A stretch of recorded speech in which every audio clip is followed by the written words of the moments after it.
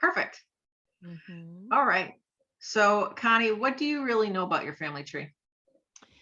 Well, we, at various times in our lifetime, we have had to do like reports on, when we were in third or fifth grade or something like that to research. And I really don't remember too much about what Grandpa Martin told me. And I live just south of Grandpa and Grandma Swoboda in the heart of Swobodaville. And, we're related to everybody. And so I kind of knew who we were related to, but not much beyond that. And that Swoboda was not, I'm not related necessarily to all Swobodas because it means freedom and all this stuff. I do have a cousin who married a Mormon gal, became Mormon himself, and he has been working really hard on family ancestry. In fact, I had a fun time when he was on mission in Nauvoo. We went to a cemetery and found some burial plots. So, not a lot of detail, and it really doesn't go back any further than probably great grandparents. Um, it probably does, and I just don't remember or something Right. like that. But I'm intrigued. Well, sometimes you hear bits and pieces and it's hard to remember who and which generation it goes Hmm. to, right? Hmm. Who's the oldest relative that you remember meeting? Meeting would Mhm. be my great uncle who lived in Michigan on a lake, and then my great grandparents on my grandma Swoboda's side, the Padaskis. I can remember very specifically. I have the table now, but when they lived in Cloutier, retired and stuff, underneath the big oak table, underneath playing with the half dollars, or were they silver dollars that they gave us, and little memories like that, but have not met anybody. And we were pretty close to both sets of grandparents. Yeah, I think all your other great grandparents were gone quite a bit before you came around, except Yep. for that set that you mentioned. So, Yep. well, so what I've got is a slideshow I'm going to show you. And it is a fraction of what I have found. It's sort of a highlights reel. So I have an entire Ancestry account. If you ever decide in retirement you want to get into Ancestry, I can gift it to you. I can also just give you my login and you can go in and look at other stuff. You can go in on your own free account and just look, but you won't be able to access any of the documents. So like Okay. I might show you two photos or a document today, and I actually have like 13 census records for that person or whatever, 13 different things. So we can figure that out later or whatever, but I can always, if you ever want to do more with it or have it, I can always give you the file Mhm. or whatever. You can only use it in like it's called a GEDCOM. There's also some free sites you can use them on, but we can talk more about those logistics. And I can also download. I'll send you the PowerPoint that I did. Like I said, it's just kind of a highlights story reel. Okay, Very cool.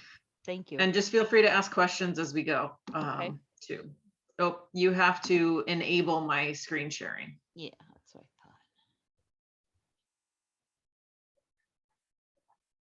And I'll apologize to you and anybody you share this with in the future because I am certain that no fewer than 3 times during this, my dogs will lose their minds. thought. Can you share now? Yes, Okay. great. Okay, don't look at this. Don't look. Don't look at this. Oh God. Wow. All right. So you'll have to forgive me. You'll have to help me with some name pronunciations because I'm not going to know how to pronounce some of these names. All right. So we kind of talked a little bit about how you'd met a couple of your great grandparents and might know some other names. But hopefully, on this next thing I'm going to show you, your family tree, you're going to see some names you've never seen before. Okay. So this is your sort of starter family tree. And you'll see, so it goes your parents, your grandparents, your great grandparents, and then these are all your second great grandparents. And we've got some more information than this. I just don't, to be able to read it, I haven't fully expanded the tree. So these are our names of all these individuals. And what I'm going to do is we're going to kind of just start going through the different sides and lines of your family, and talk a little bit about. Some people I don't have very much information about. Some people I have a lot of information about. And the moral to the story of family history is that there's, like, I don't know, another billion hours of research that could be done and many, many more things to find. Of course, I've only had as much time to spend as I could. So we're going to talk about all of these people. Mhm. One of the things to kind of start your family roots is, where do you come from? Mhm. Right? Um, so this is an overview of that. This shows you where each of your ancestors were born. This is not where they died or necessarily where they lived for any period of time, but this is where they were born. So if you sort of break it down, you've got 50% Czech/Bohemia, 18.75% Germany for sure, 25% Prussia, which is likely Germany. We'll talk more about that. And then 6.25%, you've got the Zachariah Martin here from Mississippi. Okay, so in terms of going back as far as your second great grandparents, this is where everybody was born. Zachariah Martin, that sounds familiar, like he was a drummer boy or something that Grandpa Martin told me.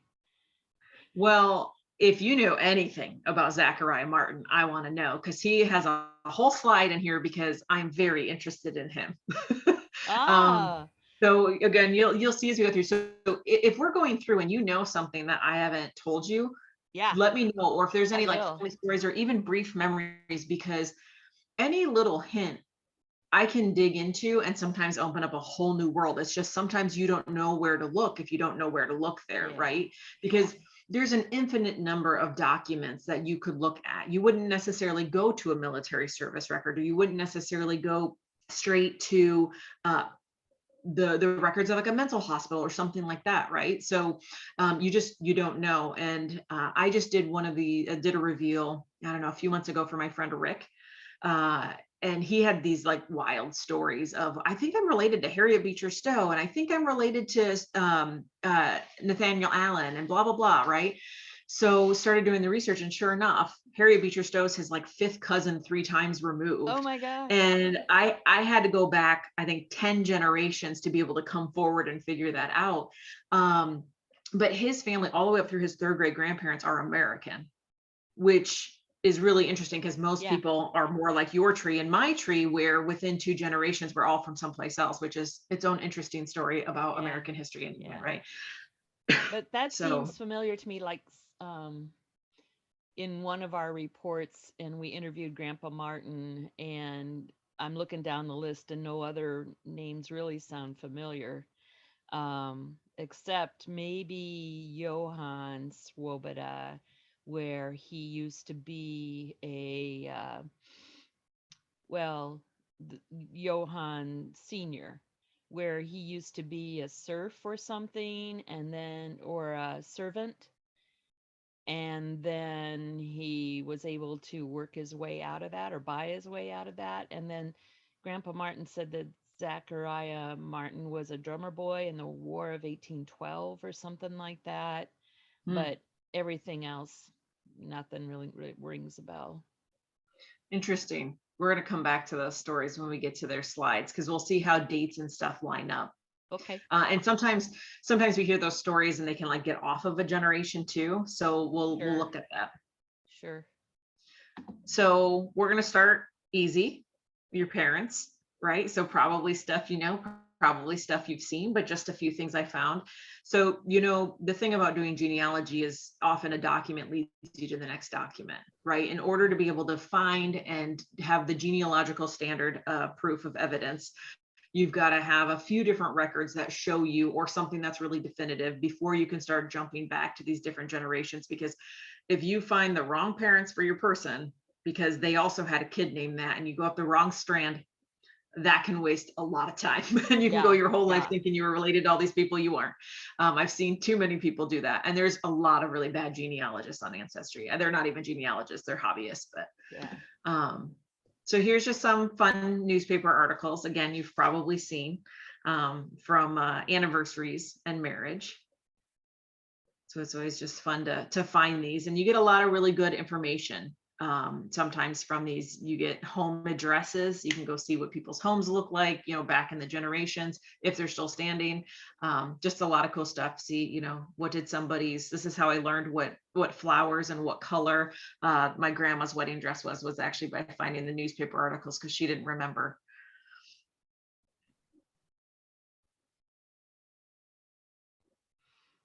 Okay. Mom always said that she was on Olive Street, Mhm. and so, but she couldn't remember the address. So that's cool to see that. 2621. So I don't think I have it as much for yours, but in some, we'll do a lot of Google mapping and then include pictures of the home. It's more as it sits now, but it's always just kind of interesting to find the place and maybe drive by next time you're someplace. Oh, definitely.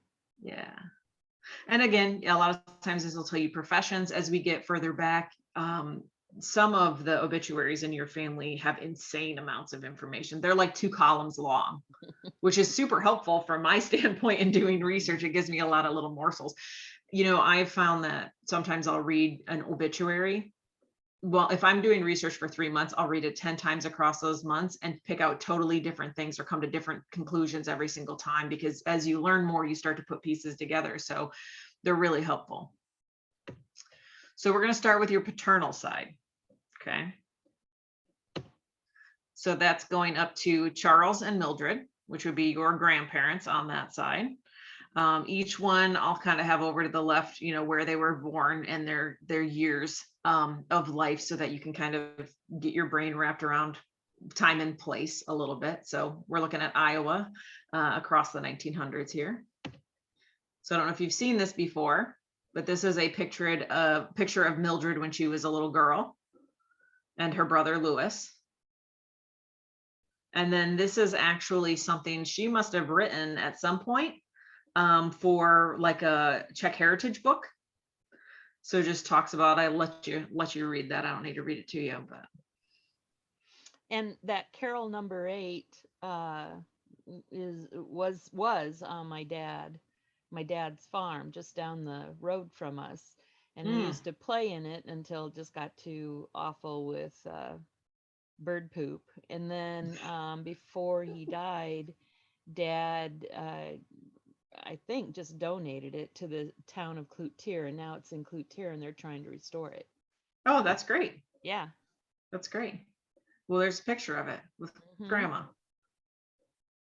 I always think it's fun to see your grandparents when they were kids. Yeah. Because you don't remember them that way. Yeah. Right? Very cool.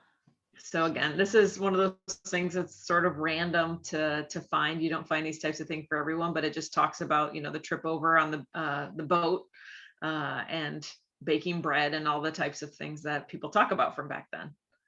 Yeah. Cool. So here's wedding picture and a later picture, and also their marriage certificate that we have for them. So these are, of course, always cool documents because they give us great grandparents' names or their parents' names. You get to see how old they were when they were married. You get to see who their, witnesses were, which are usually, brothers or sisters or cousins of some sort. And also, this can be really helpful because you can see whether it was their first, second, third, fourth, fifth marriage. In this case, it was both of their first marriage and only, I believe, in this case, but that's not always the case. So this is where it was, easy finding this document to then pick up their parents' names, John Swoboda, and here it says Fanny, but Frantiska Smolek. And then Lewis, how did you pronounce it? Podasky. And Emma Pavlicek. See, I'm going to get them all wrong every single time. No problem.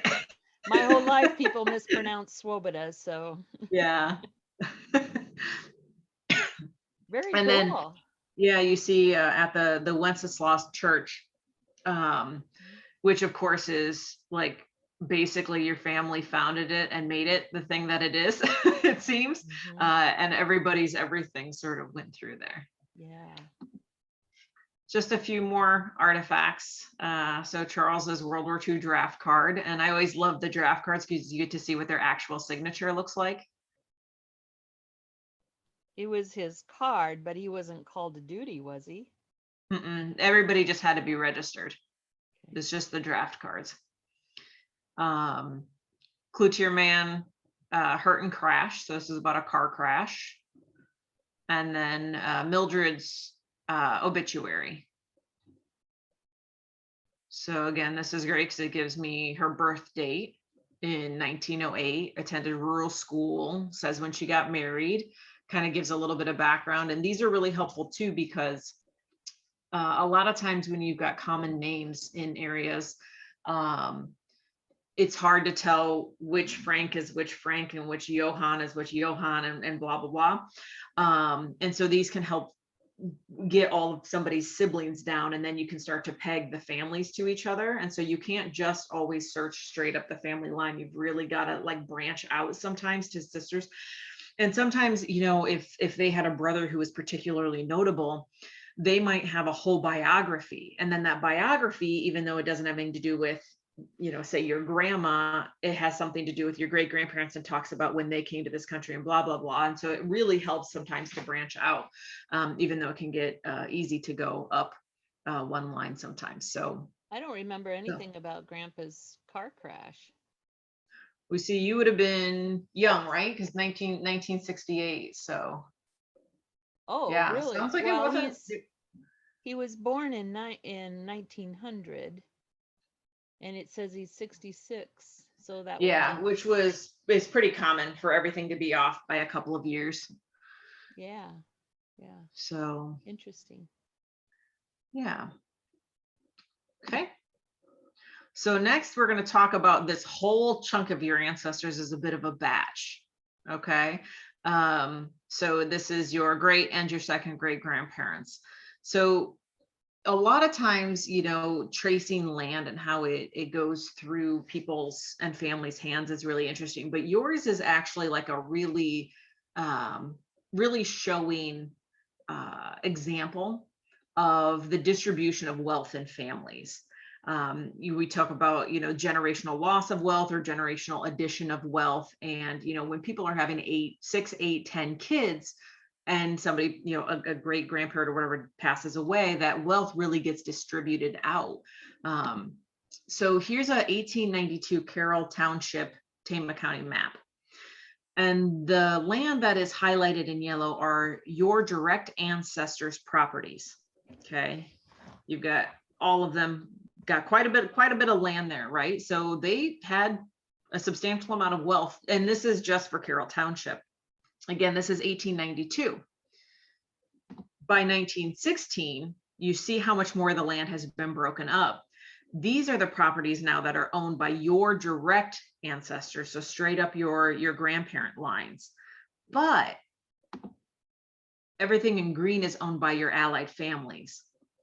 So this is all the property your family owned, but this is all land that's sort of been broken out, bought and sold between aunts, uncles, cousins, etc. So your family had, you know, basically owned half of the township.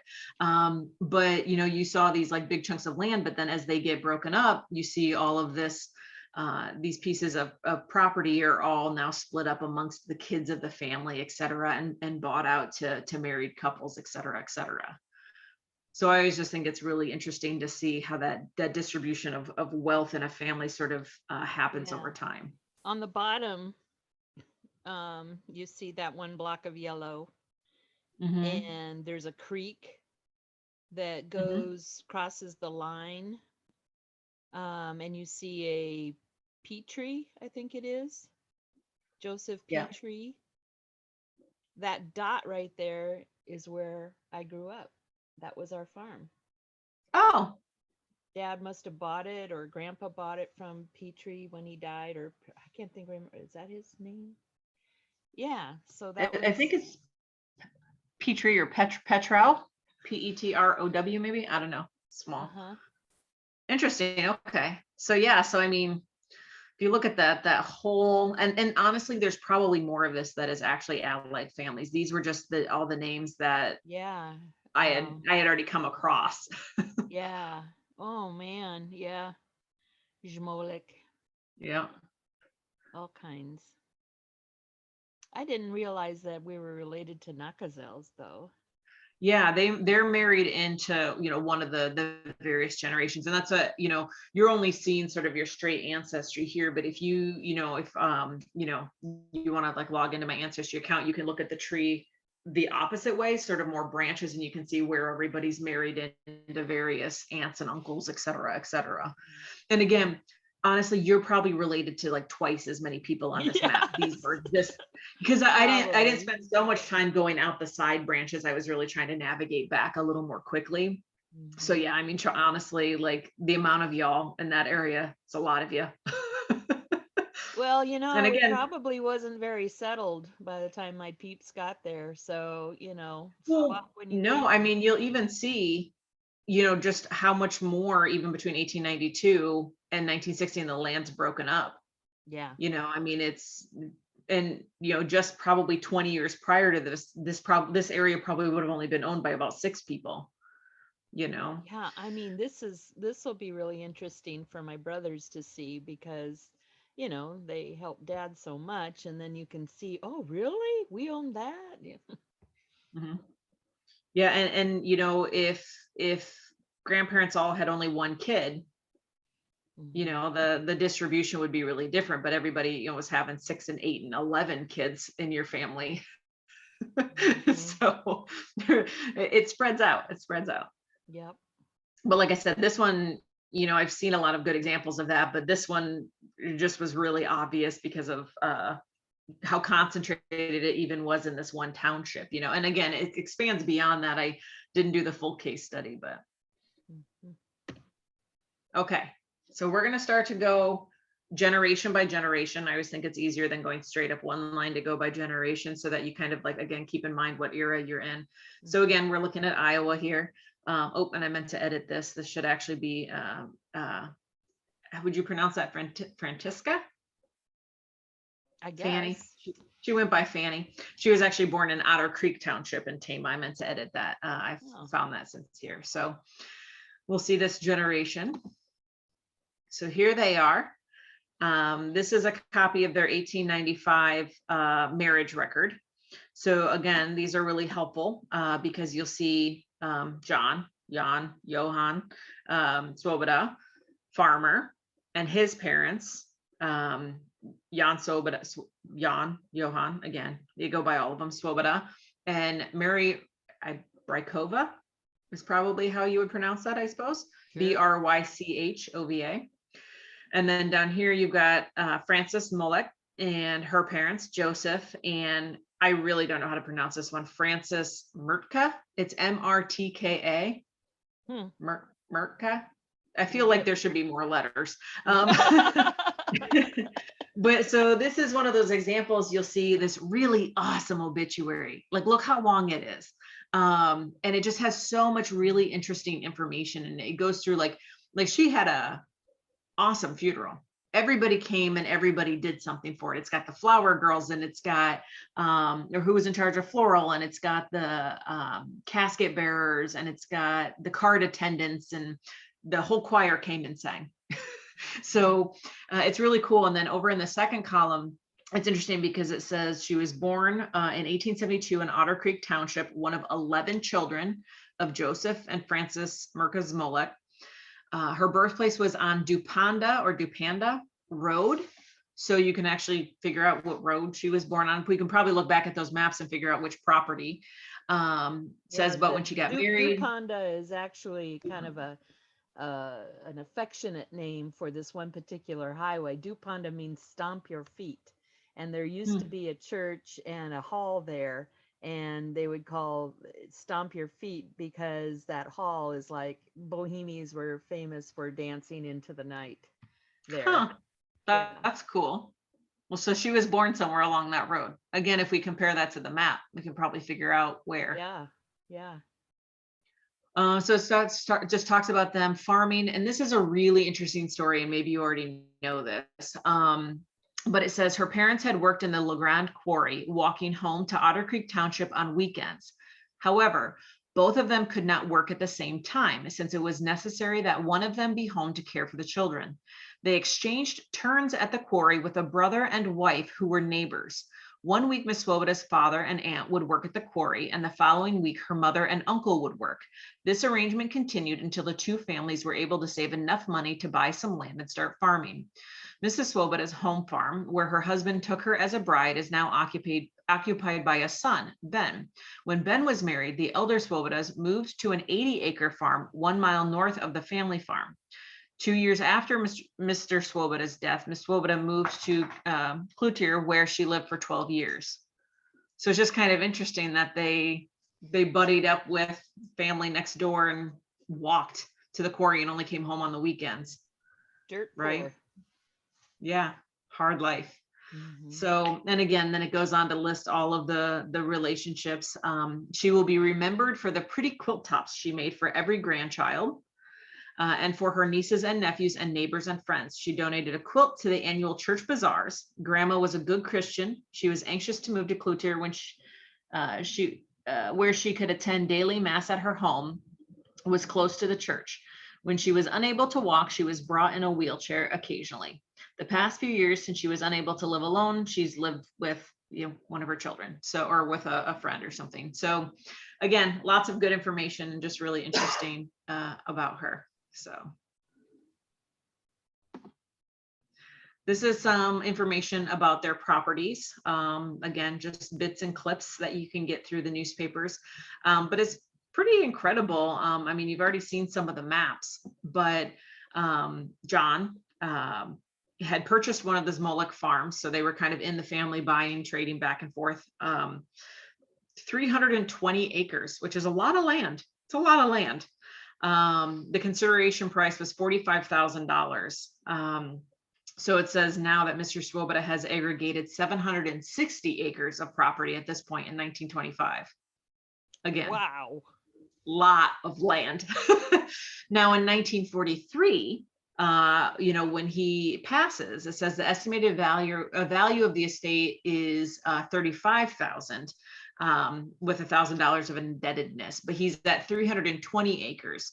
And so that's where you see he started to, as he gets older in life, split it out amongst his family. He's selling it off and or giving it to kids, et cetera, et cetera. So at one point in time, 760 acres of land. Wow. It's a lot. Yeah. Yeah. So again, it's always interesting too, because it's sort of splits out. This is how much he's got in the bank. This is household goods, livestock, how many cars. Sole beneficiary is his wife, Frances. So a lot of good information. This is 2 different obituaries for him. Again, a lot of really good information, very prominent people, obviously. Talks a lot about, being charter members of the St. Vaclav Church.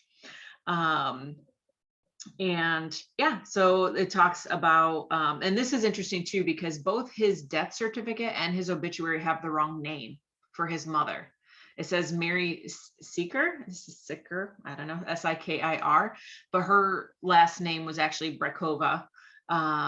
And that's one of those things where we go with that instead of this name, because we go with the documents that he himself would have told them what his mother's name was, as opposed to somebody else trying to remember and put it down, which is the case in here. So that's one of those things where documents don't always line up. But it talks about at the age of 1 year, he came to Tama County with his parents. And it gives some background about when they came to this country. And again, says he was educated in the rural schools, got married, charter member of all of these different groups. So again, very prominent community members. And he died of a cerebral hemorrhage. Yeah, so it's interesting. Where is it at on here? It actually talks about he had been ill for nearly 2 years. On November 22nd, he suffered a stroke and had been bedfast most of the time since then.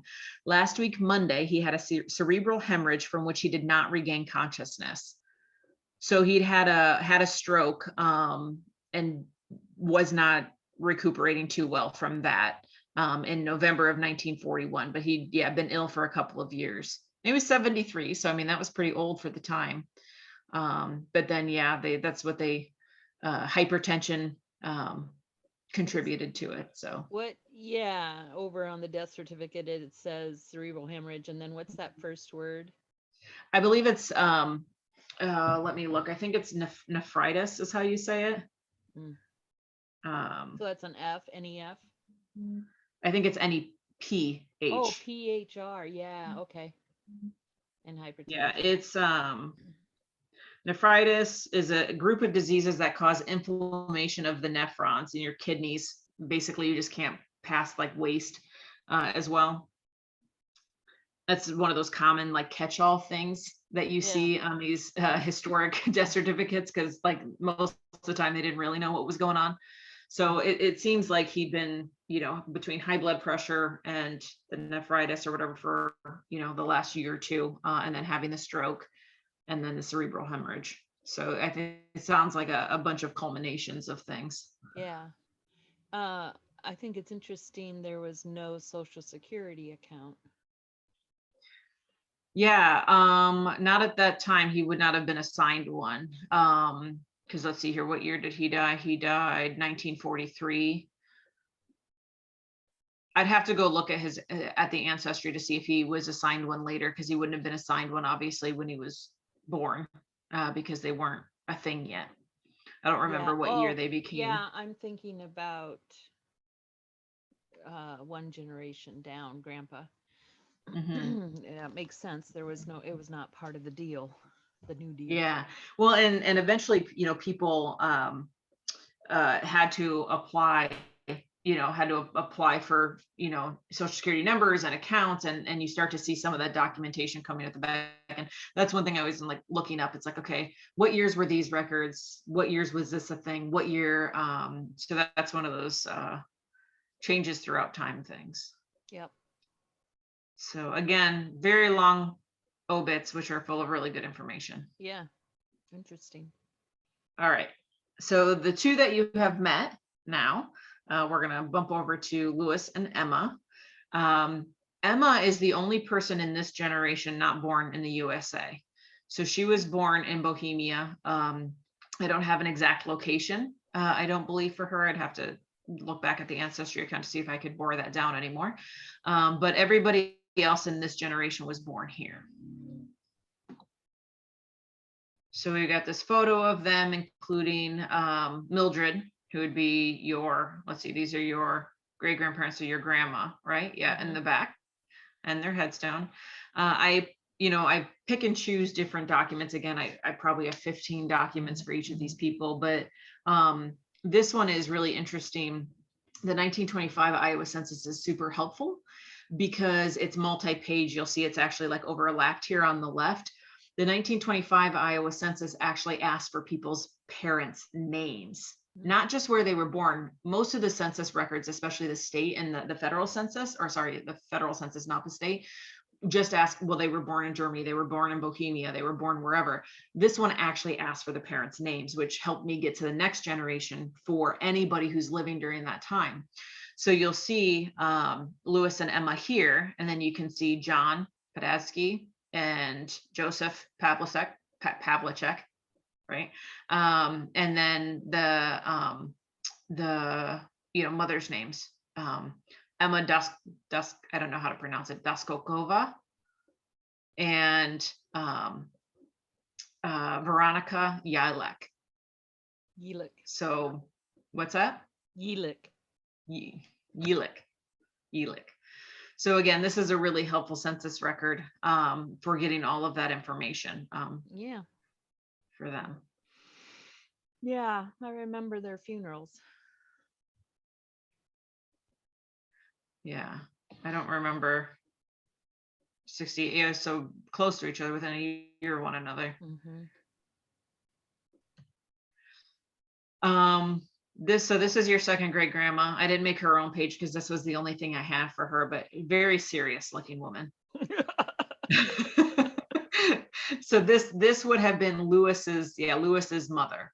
Um, and again, so more about land. These are both articles that talk about his, buying, selling, trading, building new buildings on his farm properties, etc. So you'll be able to go back and read and unpack those a little bit. And I have obviously his entire World War I registration card, but in terms of space, I just put just a signature because I always, again, like to see people's signatures for whatever reason.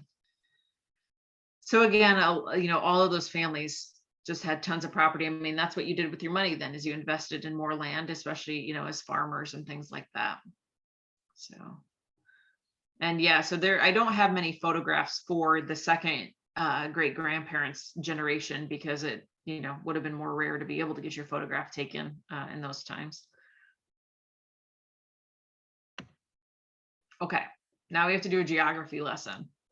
Yay, I love I geography. had to, you might even know more about this than I do, but I had to try to figure out, because census records, they would list Austria, they would list Bohemia, sometimes they'd list Moravia, like they were just always listing something different. And that's because the boundaries were changing over Mhm. time.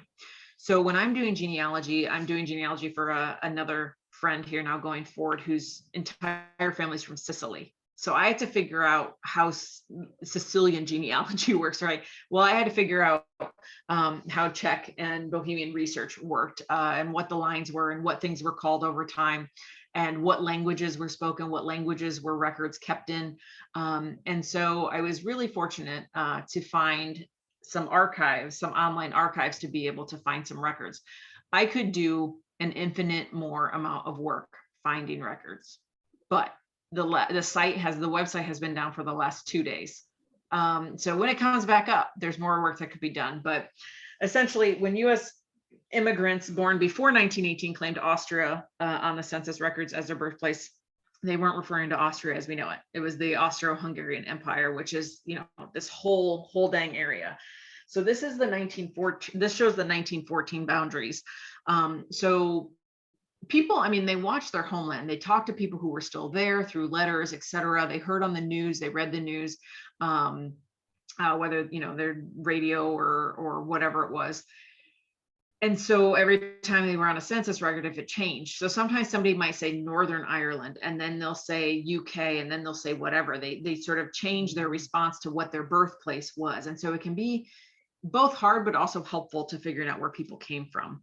So your paternal side states a lot of different things as being their places of birth, but generally speaking, your people are all very much, as best I can tell, from up here in the Bohemia Moravia area, as per this On map. dad's side. On dad's side, yep. Your other side we're going to get to later. We're only on dad's side right now. It's too much otherwise. Mhm. So this is a really ugly map, but it kind of helps break it up.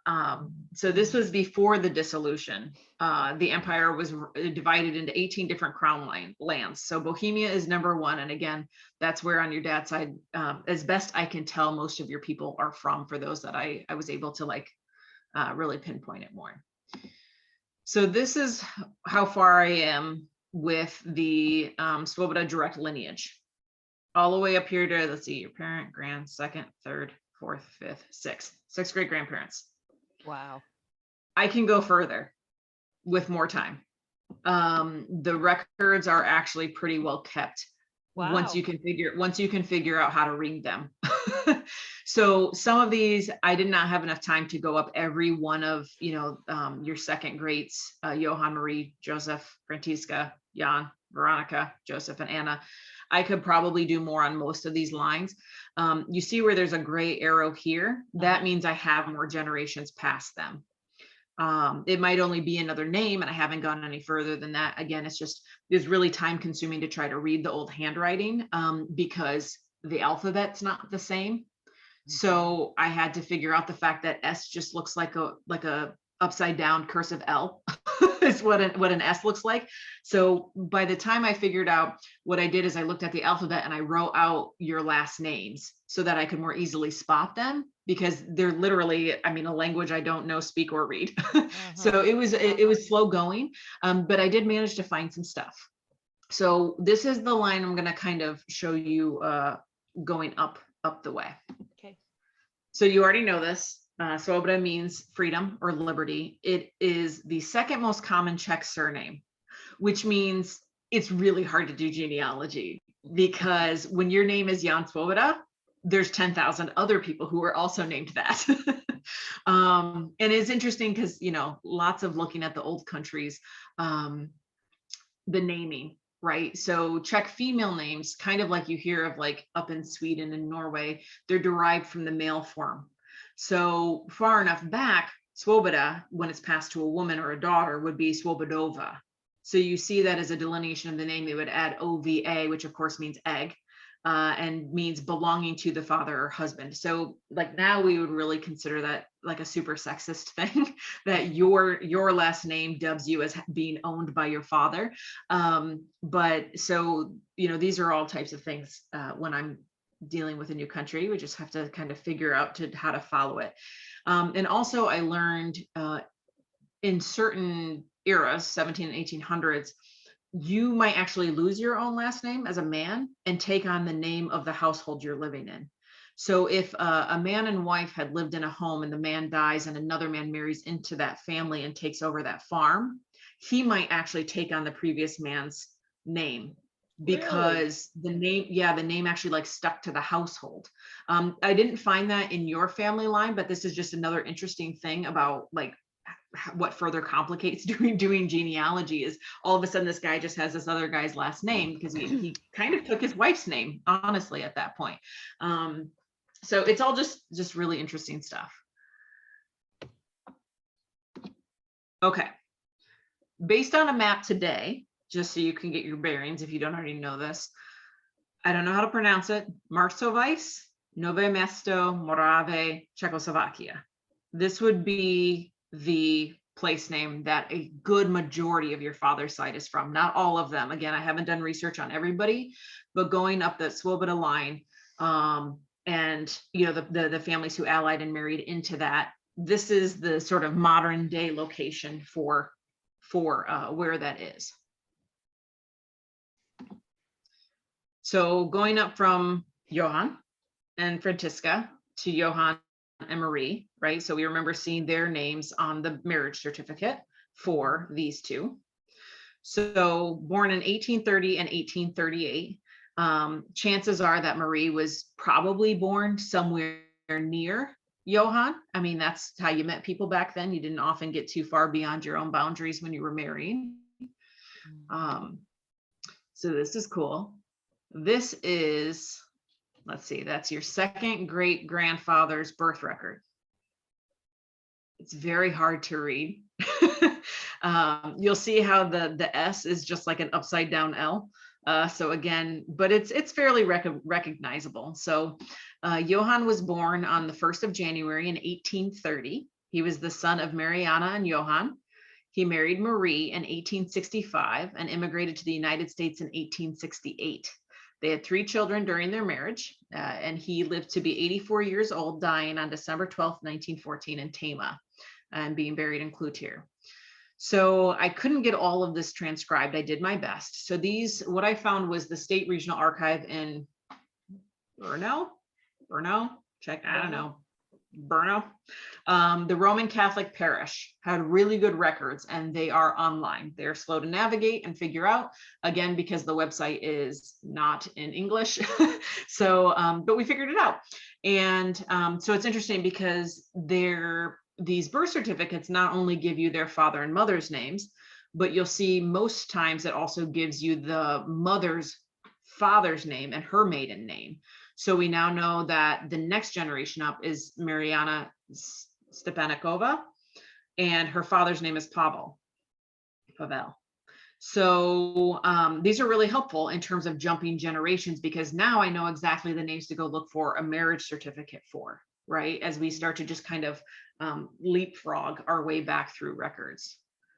So somebody, could probably do a fuller translation of this than me, but I was able to pick this much out. So that's from 1830. So this is their they were married in 1865 and they came over in 1868. And so you'll see I did splice this together because it was further down the page. But they came July 3rd through Bremen, Germany, on a ship named the Bark Geth.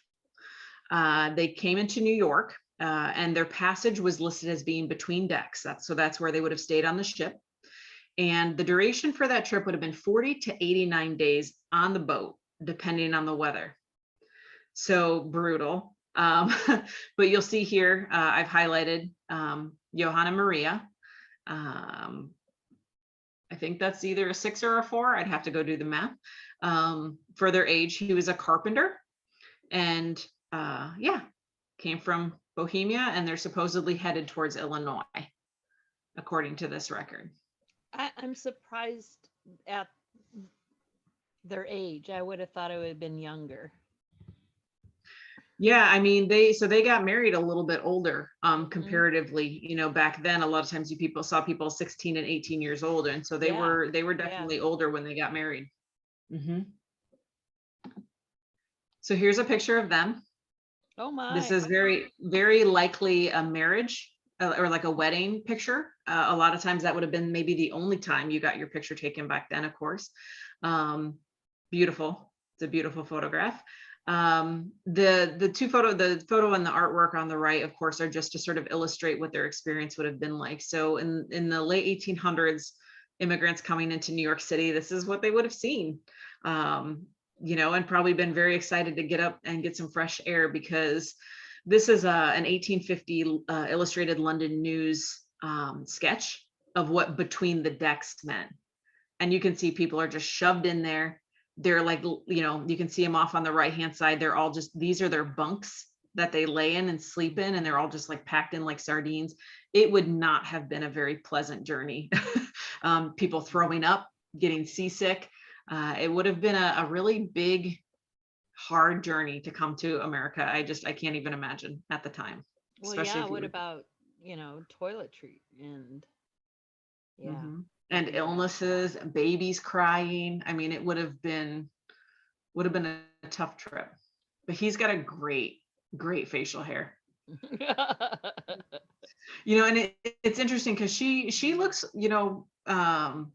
pretty austere and, older for this maybe being a wedding image too. But like you already mentioned or pointed out, they were a little bit, I mean, the 30s, like that was very, very middle-aged at that point, right? Yeah. They've already lived through some pretty hard times. All right, next generation, third great grandparents. This is Johann and Mariana. So this takes us a generation back. This is Johann's 1806 birth certificate. So the last one we looked at, this is now his father's birth certificate from 1806. His father was Johann as well, and Anna, daughter of Joseph Pahanka. Yeah. And then this is all of their children that I could kind of find in the records. There may have been more, but as I cruise through years, sometimes I catch names and then I can see that there's, this is a sibling to them because it's the same parents' names, etc. But so you can kind of start to break it down. So this column, can you see my pointer? Yep.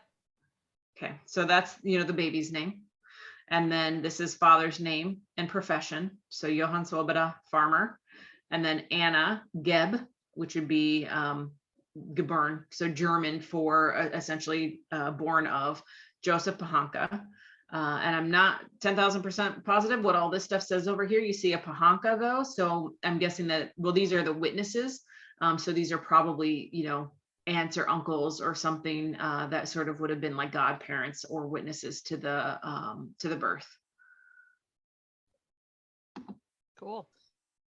This is the marriage certificate of Jan and Mariana.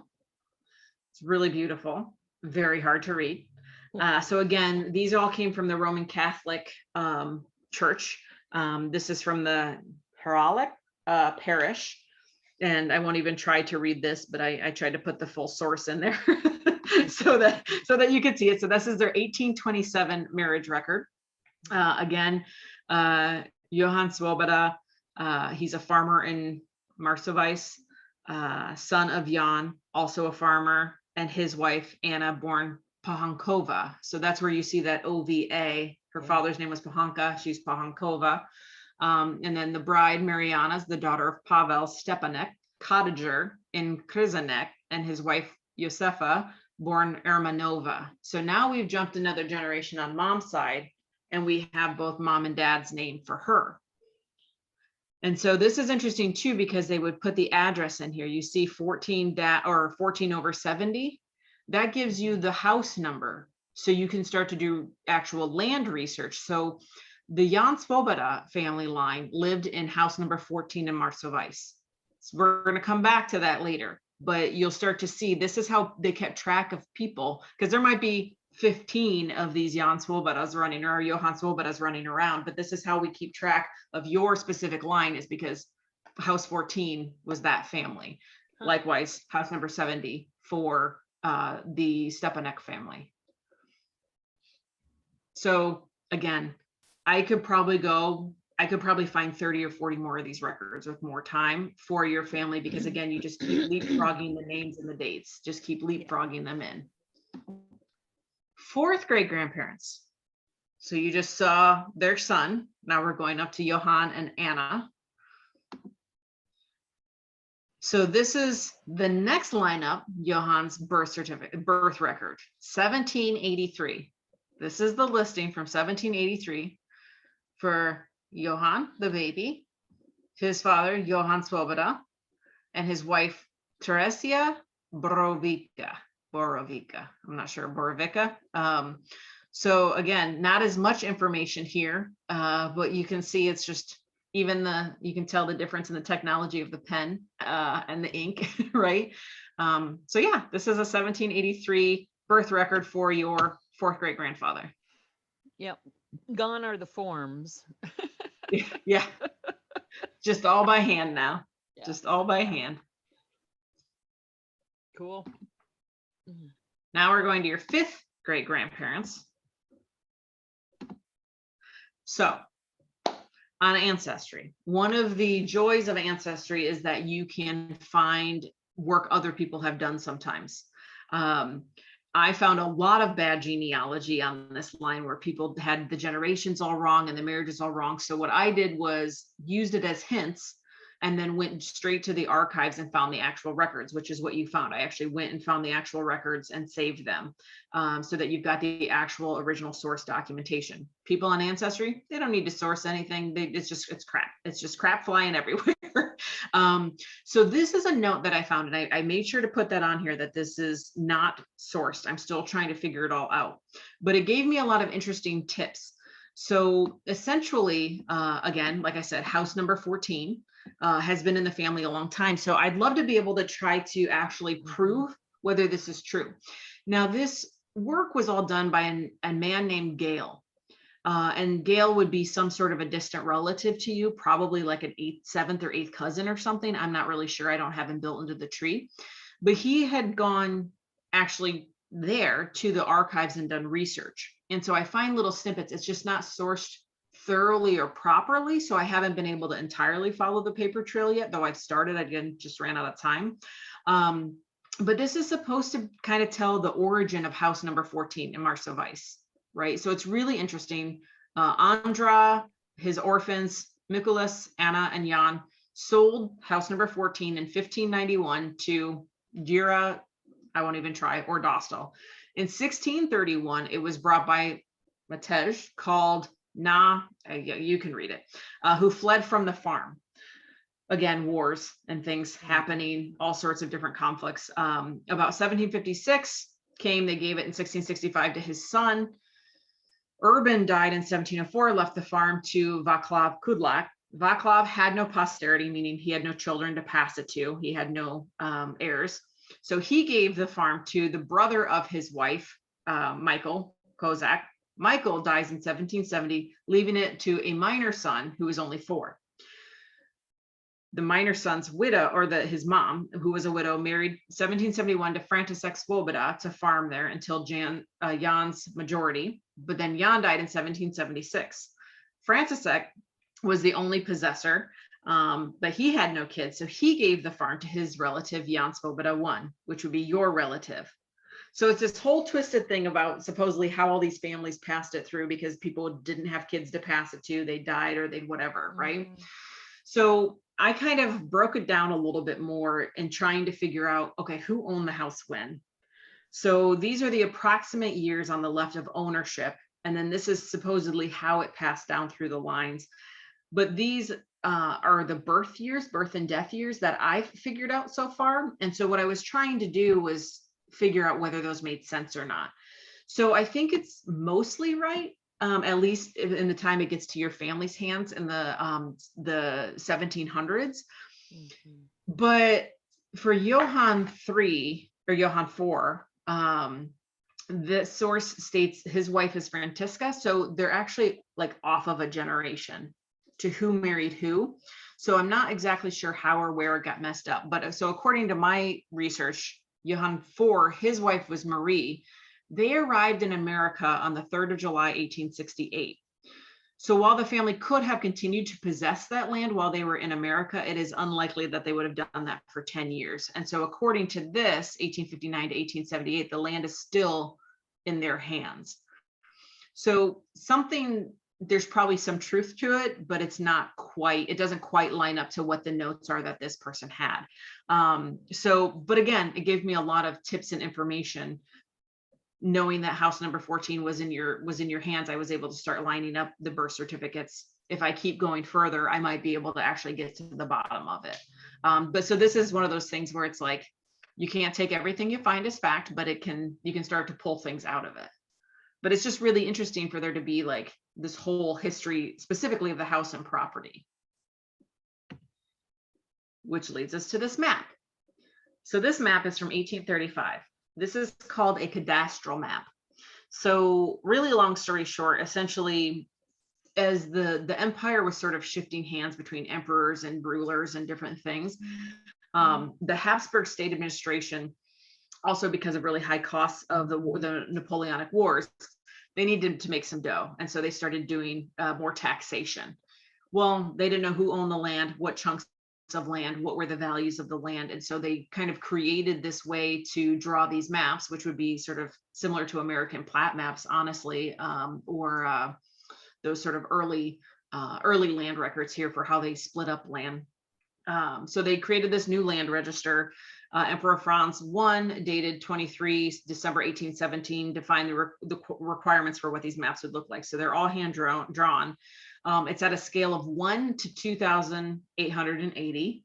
And it shows the names of the landowners, house numbers, the type of agricultural product. They're differentiated by color. So you'll see fields are in ochre.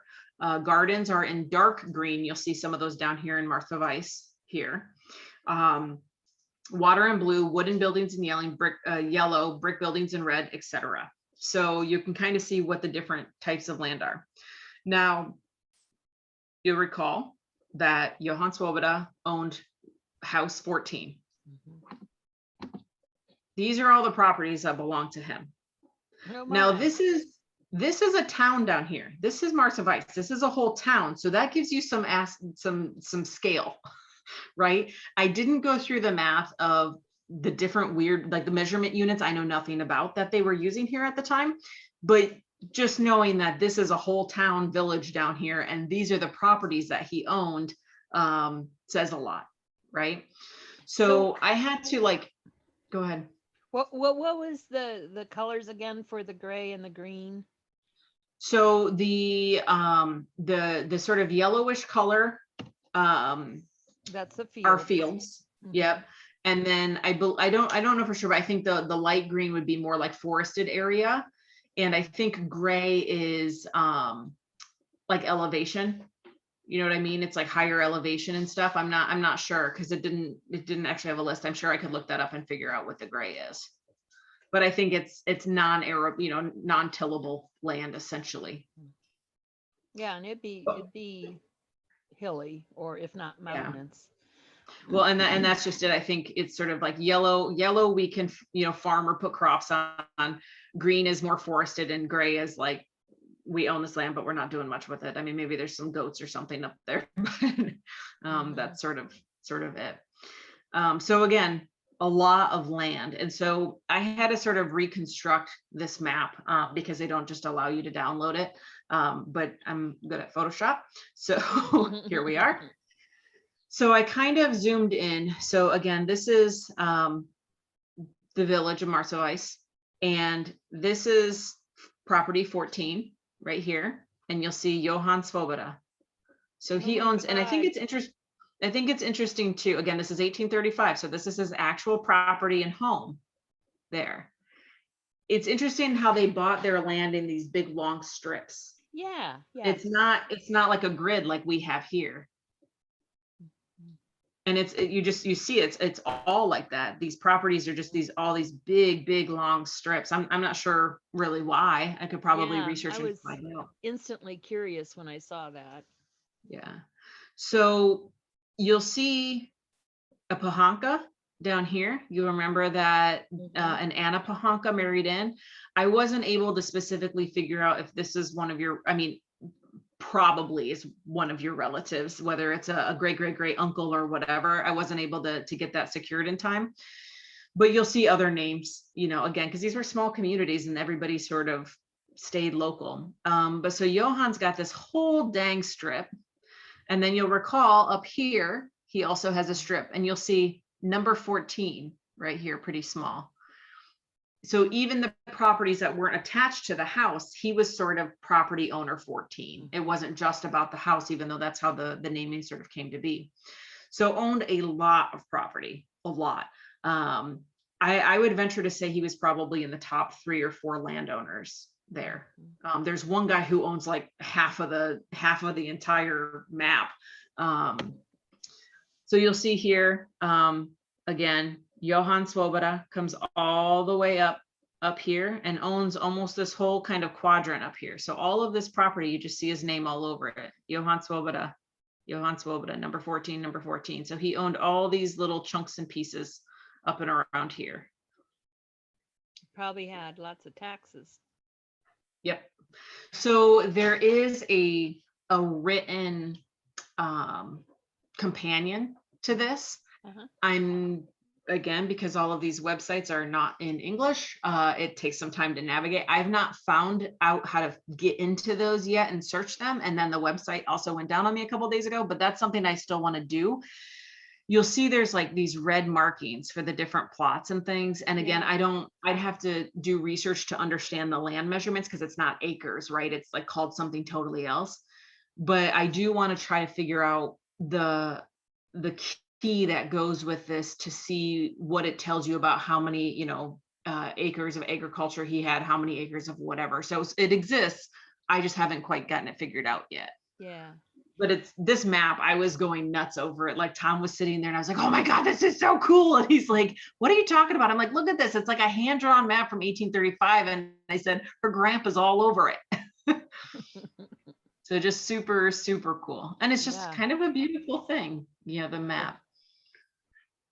So interesting that it's in strips. Oh my gosh. Yeah. I don't know. I think this is actually the property, the buildings that would have been on that property. I think they still stand today. Wow. I don't know who this dude is on the right. No clue. He's just in the Google map. Forget that guy. He's just hanging out, being grumpy about it.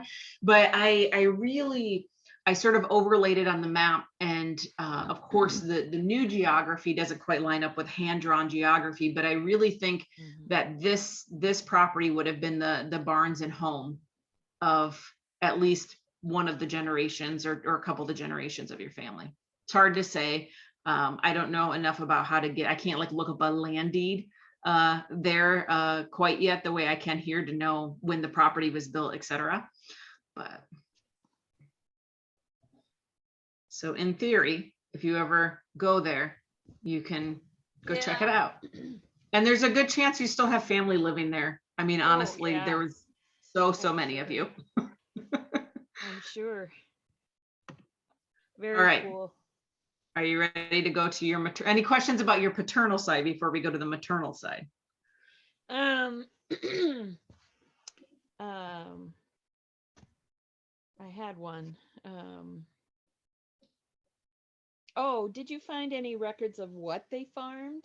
I mean, like, as far as like crops or animals. So it's in that document I was just telling you about. Okay. It would actually have like how many, whatever their measurement is, our acres of what types of crops were there because they were at a different taxed rate. So once I can figure out how to get into those documents, I'll be able to share that with you. I just have to wait till the website's back up so I can try to figure it out. Okay. But yeah, again, it's all supposed to be listed, again, because soybeans or whatever would have been taxed differently than whatever else they were all farming. Interesting. Okay, so now we're going to go to your maternal side of the family. Again, starting with your grandparents, Wallace and Sylvia.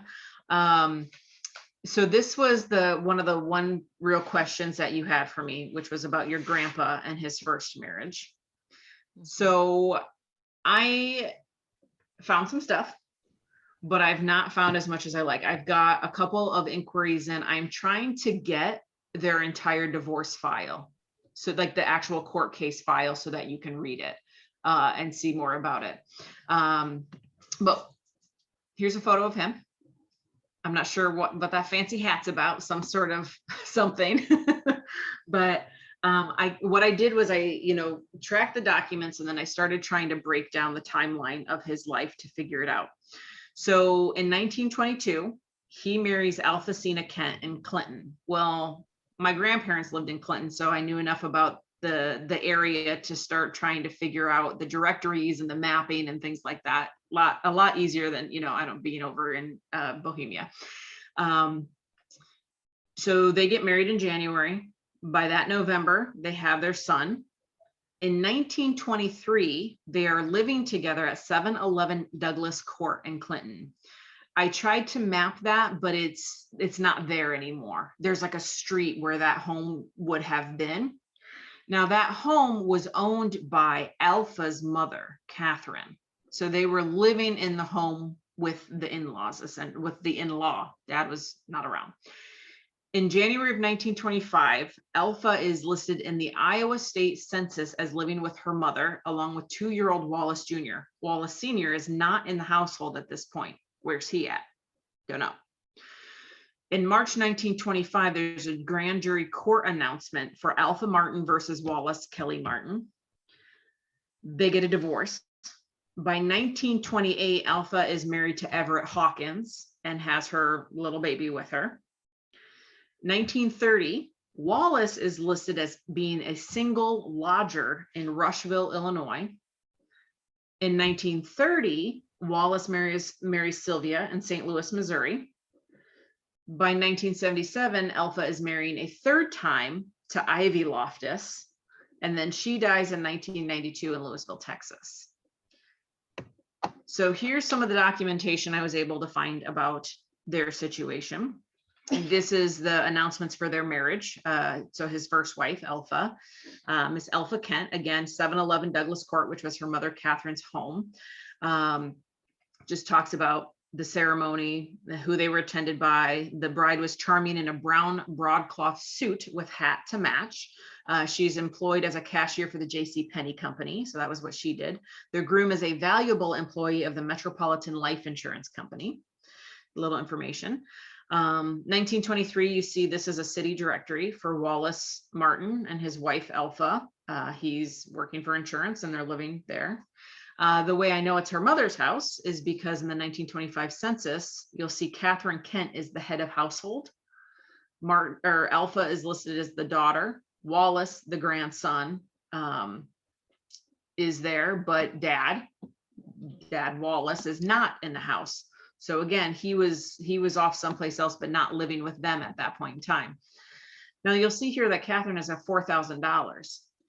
So she was, and she owned her house, which was, I mean, she had a substantial amount of money at the time. So Alpha was pretty well to do by that day's standards. So trying to get to the bottom of it, the first thing I found was a 1925 Clinton Advertiser article for the, hello dog, for the court case. If you see down here about the third line to the bottom, Alpha Martin versus Wallace Martin. So that gave me the date of their divorce. So I put into the Iowa Bureau of Health Statistics to get their divorce case. It does not live with them. It lives at the Clinton County level. So I've got a request into them to try to, again, get the entire divorce record. I was able to find just this divorce index listing for them, which you'll see if you come down here, that the cause for divorce was desertion. And it says here, Alpha Martin versus Wallace, which means Alpha asked for the divorce against Wallace on the grounds of desertion. Wow. Right now, that's all we know. Yeah, we don't know what that means. Nope, we don't know. I mean, you know, divorce was a funny game back then. In that, I mean, not to say that divorce is ever a game, but like it happened in a lot of ways, and there was a lot of ways things got twisted up and turned around. So who knows if he was just like, I can't take this lady, I can't live with my mother-in-law anymore, and was like, I'm getting out of here. Or if she was messing around on him and he's like, I'm out of here. Like, it's really hard to know, which is why I'm trying to get my hands on the full court docket. It might not have any more info, but a lot of times there would be a written testimony or her plea against him in filing for the divorce. So it might give us more information and it might not. So we'll just see. It's interesting that alimony was not granted. Yeah. And I mean, she gets married a couple years later, which was super common, you know, if you had a kid, but he was gainfully employed, but she was also living with her mom and was very well to do herself and had a job as a woman in that era. So it's hard to say. So this is as far as I was able to get with this, because I've been kind of running around. But if I get a hold of that, the court documents, I'll certainly share those with you. Okay, thanks. But interesting. Yeah. So I mean, you said you never heard about this until your grandfather died, that he had been married before, right? Mm-hmm. And nothing said then about what that was about or how it happened? I don't remember even asking Mom about it. All I really know is that I think Tim, my brother Tim, was in the back of the funeral home or something like that, and was talking to this person and found out somehow that this person was Grandpa's son. And he was would have from been Wallace Texas. Jr. Yeah. And he was from Texas. And I think he found out by looking in the registry or something like that. And I'm sure that my cousin Bob, that I mentioned earlier, he's probably come upon some of this, but I don't know how much. Well, this is as much as we know now, so I guess we'll see. Okay. And I mean, Wallace Jr. had kids too, so I mean, that would be a next option, would be to try to get in touch with his kids and see if their dad ever told him anything more about what happened with his dad, if he knows, right? That's sort of one of the things about doing like DNA tests and being able to find much more recent, you know, half siblings, cousins, et cetera, as being able to see what they know as well. Yeah. So then this is his second marriage to your family. I absolutely love his World War II draft registration card, which is a weird thing to say. He got his sweet signature, but this Elva had to certify her answers were true. And she says, he insisted his hair was brown, but it is turning quite gray. So he like forced her to put down brown hair, and she's just like, nah, your hair's not brown. So I just, you know, it's one of those things you wouldn't expect to find just a little chunk of humor in a World War II registration card, but I just really laughed when I saw that. And these are interesting too, because, you know, he's married, but he lists his mom, Emma Martin, with her address in Monmouth, Illinois, as his next of kin. instead of a wife, which I think is interesting. Um, And and what so, what year was that? well, so this was the draft. This would have been 1942. Hmm. So again, it's got his place of employment. So that's always interesting. These, again, sometimes these cards don't tell you much and sometimes they tell you a lot. So he was living at 536 East Knox Street in Galesburg, which I also, there is maybe kind of a home there, but I think things have changed. I wasn't able to quite figure out which property it would have been. Um, and then Sylvia's obituary. Uh-huh. Complications of age, born in Nauvoo, daughter of Max and Minnie Beeger Kruger. Bager. Do you know? Beager. Beeger. So again, all fun stuff to find. Okay, we're going to move up the generation. So this is Wallace Kelly Martin's parents, Frederick Adolph Martin and Mary Emma Hoffman. So here's photos of them who you never got to meet. I think she is just the sweetest looking. Mhm. She just looks so cute. Mhm. And he looks like, he loves her a lot. Mhm. Like he puts up with her and Yep. they just, they're sweethearts. Yeah, it's just a great photo. The quality of this photo for as old as it is really excellent. So I always love when I can find photos because they're rare and they don't always pass through all the families, you know what I mean, or all the family lines. Or one person gets all the photos.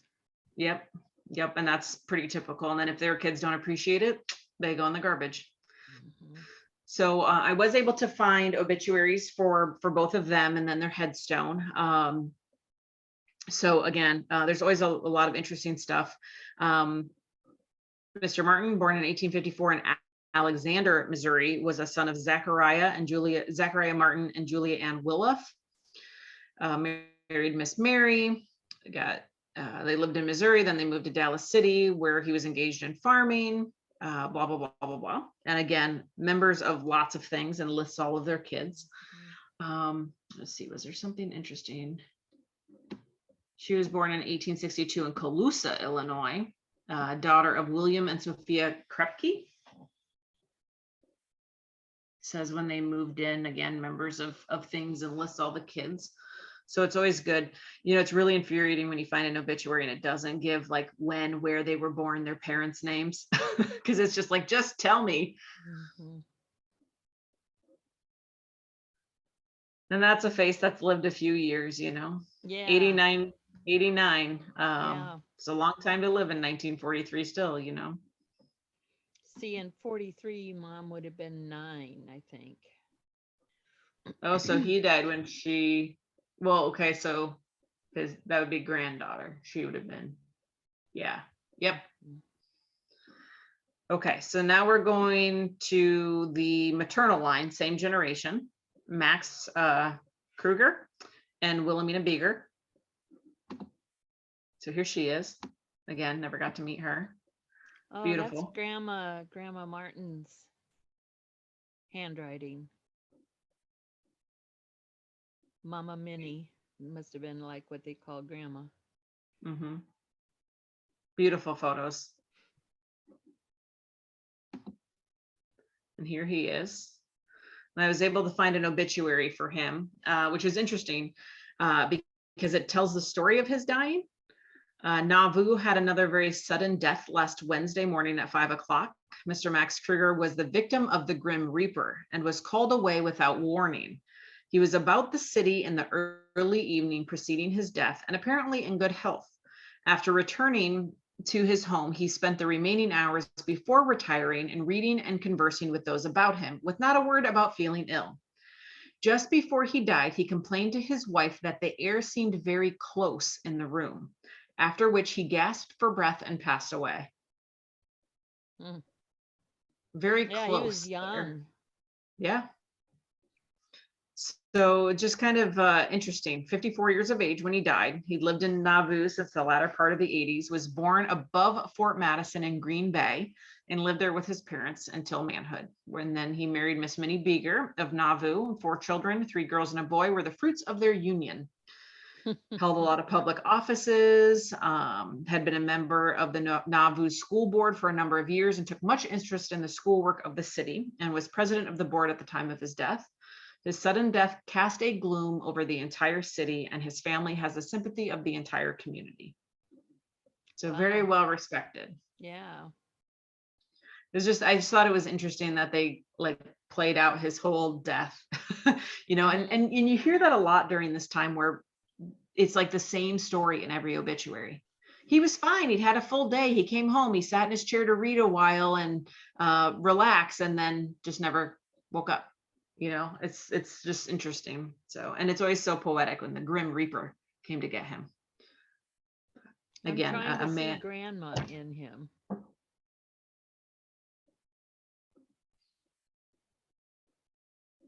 but I Yeah. can barely remember grandma, really. I mean, I like looking at the photo that was previous, and I was just kind of thinking, how do I look like that? What features might I have that Martin or Grandpa Martin had? Yeah. Hard to remember. I always wish I could see myself in one of our family photos. I have a photo as I was going through after my grandma passed away, her stuff, and I found this photo and I'm like, oh my God, my half cousin's daughter looks just like my great grandmother. I took their photos and I put them, I sent the photo to her mom and I said, who does this look like? And she goes, whoa, that looks like my daughter dressed up from another time. And I put the photos next to each other. And she's like, oh my God, like they're identical twins. And she's a half, like a half down the line or whatever. So, I mean, it gets half every single time, but it was just really interesting because like I'm always looking for myself, and I don't think I look like any of my family at all. I definitely Maybe belong to them. yeah, the milkman. Yeah. Yeah, no, I mean, my personality is 10,000% my dad. I don't think I look like anybody. Well, that could be learned. Yeah, that's true. All So just right, like this is we had cool. to talk about the Austro-Hungarian Empire. This is the German Federation. So your family basically, you know, in census records just listed Prussia. So Prussia could be a lot of things. Mm. And so this is just sort of showing those boundaries. But when US immigrants were born before 1866, claiming Prussia, as most of your family members did. So I kind of just put a timeline of events that had a lot of impact, right? So 1803-06, War of the Third Coalition, wars, wars, wars, Napoleon, Napoleon, wars, wars, wars, right? Empires, empires, they rise and they fall. So when you get down here, 1815, the German Confederation forms. And so that's what you kind of see in red here is all of the land that's really part of that German Federation, which includes up here in the blue, you know, Prussia, includes Hanover, Holstein. These are the areas up here, of course, that we know as Germany today.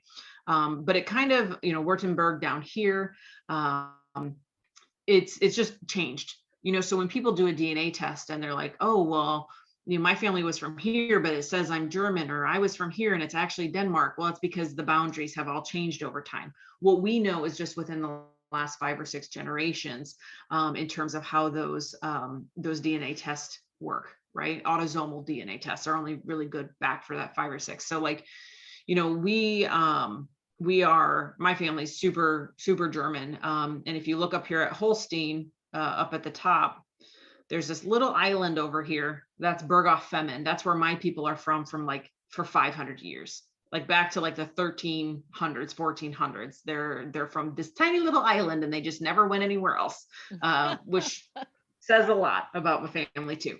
But so anyway, it's really interesting. And then you get down here into the 1840s and 1850s and you see all the German revolutions and the Schleswig Wars.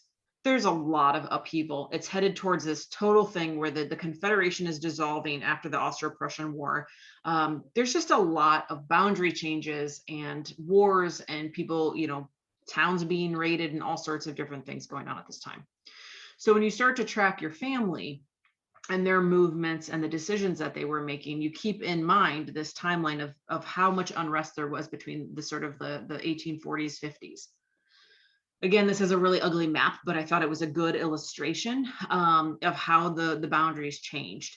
So these are all but Zachariah, who is, of course, we born in America somewhere. These are all of your family members who listed Prussia who came over, and you'll see arrived in 1854. This is their arrival to the United States.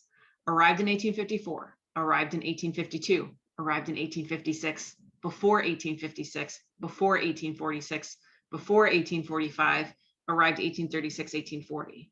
So it's all during this time of kind of upheaval when people are like, I'm getting out of here. I'm going to go, over to America. There's no land here. There's this whole empires thing going on. But like some of these you'll see for Sophia Krepke, some of the people born in Prussia, I haven't been able to figure out where in this sort of greater land they were they German? Were they from someplace else? For her, I was able to figure out like Westphalia, Prussia, and you'll see that that's number 16 over here on the map. So I haven't quite figured out where in number 16 yet, but that's at least gives me better boundaries to start looking at geographically to finding records, right? So a lot of, as you go back in time, you have to rely on looking at these maps of boundary changes to figure out where the heck people may have been born, because place names change, etc. But it's just interesting to see how many of your family kind of came over in just that couple of decades when all of this sort of unrest and revolutions and things were happening. So we're going to start with your third grade grandparents here. Like I said, Zachariah, born about 1815, which takes away your 1812 theory, unless Zachariah's dad's name was Zachariah. So I don't know what Zachariah's dad's name was, but now I want to find a Zachariah who had a Zachariah who was in the War of 1812. So, but he's born in Mississippi, ish, maybe. We're going to talk about that. And then Magdalena is born in Hamburg, Germany. So I was desperate to try to figure out what Zachariah's story was, but I don't have anything that tells me his parents' names. And there's like a gajillion Zachariah Martins at this time. So another request that I still have outstanding that I'm trying to track down is the actual marriage record of Zachariah and Magdalena, because that is the most likely record that will have his parents' names or an actual birth date on it. Because I also don't have an actual birth date. I just have a year-ish for him. So if I can get that, so again, I've had to contact the Illinois has their records in like central locations, right? So all of the records from like, Calhoun County are with the Southern whatever at whatever university.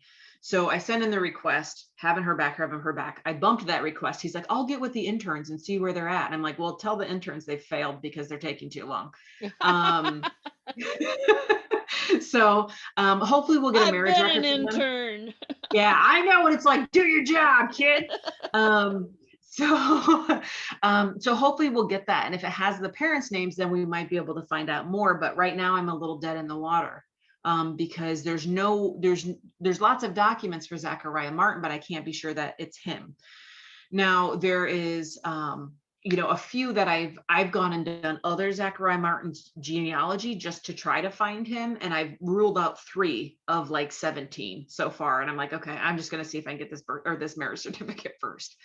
So I just started to just the way we did with the German Federation and the way we did with Austro-Hungarian, we've got to look at land boundaries. So I just started putting down a bunch of facts. So you'll see that in 1813, in the 1850 census, he lists his birth. They would tell the census taker how old they were.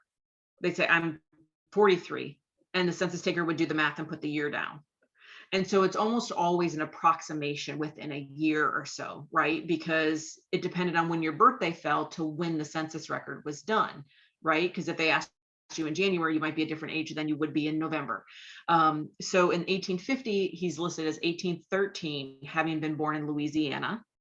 In the 1860 census, 1817 in Mississippi. Every single one is damn different, which makes it hard. But so trying to figure out, okay, was it Louisiana? Was it Mississippi? Now, it's not going to matter much because in the 1815, 13, 17 period, there's no birth records. If you're lucky at the county or the city level, there may have been a birth record kept, but most like legal record keeping didn't start happening until the 1850s and 70s. When you're looking at this whole sort of right-hand side of the Louisiana Purchase, right? A lot of the New England states and where like the colonies were kept better records, but it was kind of a wild frontier. And so the courthouses, the cities, none of them were organized yet. So they weren't keeping marriage records, death records, birth records until, again, more like the 1850s to the 1870s, when you start to see census records and it actually becomes legal that you have to register your kids, et cetera. So we'll probably not find a birth record for him. It seems really unlikely, especially since the boundaries weren't defined. So you kind of see, the Louisiana Purchase, 1803, 1812, Louisiana actually becomes a state. So he's born in 1813. In the first year, Louisiana is a state, or is it actually not a state? Is it the Louisiana Purchase? Like, where is he born in that general area? Because later he lists Mississippi. 1815-ish, he's born in either Louisiana or Mississippi. 1817 is when Mississippi becomes a state. So was he born in what was Louisiana, but then when Mississippi becomes a state, he's actually like there? Now, the interesting thing about that boundary is the Mississippi. And the Mississippi has changed lines over time a little bit too. So it's a little hard to say geographically where he might have fallen, but this is all part of the study to figure out, like, where was the guy born? That's all I want to know. Where was he? Because the interesting thing about him being born in the South and at the time period he was, is that he would have been eligible to then fight in the Civil War. Did his family have people enslaved? Did they not have people enslaved? Did he come north specifically to avoid having to be a part of the Confederacy? Because, he would have already left the South by the time of the Civil War. In 1843, he's already up in Illinois. So he left the South. But that doesn't mean his parents or brothers or whomever might not have still been in the South at that time. Which is why I find him really interesting because of the time period of transition here. 1819, I don't know if you're familiar with the Adams-Oney Treaty. It's basically when Spain cedes Florida to the American colonies. And so this whole sort of, you see Spain down here. Mm-hmm. So this all starts to kind of shape up and shift boundaries, because for a long time, the bottom chunks and parts of Louisiana, Mississippi was just a gray area. They didn't know, does it belong to Spain? Does it belong to France? It's not like anybody had fences up at that time period, right? And so it's all just really mushy down there at the time. 1843, he gets married. Again, that's the marriage record I'm seeking. Now, Calhoun County did not keep marriage records in the 1840s. They didn't really start having to do it until like the late 1850s. However, I found an index listing for them, which means there's some form of a record. Now, it might just say their names and they got married. It might have been sort of post, it might have been registered later, but it was in the index, which means there might be something. So that's what I'm trying to really track down. By 1854, they're living in Lincoln County, Missouri. And in 1893, he dies there. So his death record is also basically non-existent. There's these weird holes in records, and there's some stuff online, some not. I cannot find it in the stuff online. It does not mean it doesn't exist in Lincoln County, Missouri. So that would be another thing. If their marriage certificate doesn't say anything, trying to get his death record, because sometimes death records did list parents. It just depends on the year and the format of the certificate that was made. We looked at some of the newer death certificates earlier that have a lot of information, but way back when it was just like, this person died and that's it. And then there's nothing. So and Lincoln County, Missouri doesn't have a lot of records digitized online. So I, of course, normally, would go off contacting a lot of archives and traveling to different places to try to get records. But COVID, a lot of people aren't taking research requests right now. A lot of like the national and like the state and national archives are closed because of COVID. So it's a little hard to get your hand on some things. So I don't know who Zachariah Martin is, but he wasn't a drummer in the War of 1812, but maybe his dad was. So Yeah. that's an interesting thing to look at. By the time he gets to Lincoln County, Missouri, he is a landowner. So you'll see these two townships would have actually stacked on top of each other. So the one on the left would go on top of the one on the right. I just was trying to make them bigger so you could see. But you'll see down here, Z Martin, and then this is JF Willeft. So this was his father-in-law. So they owned conjoined properties, and quite a lot of property. Again, I mean, that's quite a lot of acres that they would have owned there in Lincoln County, Missouri. Where about is Lincoln County in Missouri? Do you know? Let's find out. Nope, that's not what I want.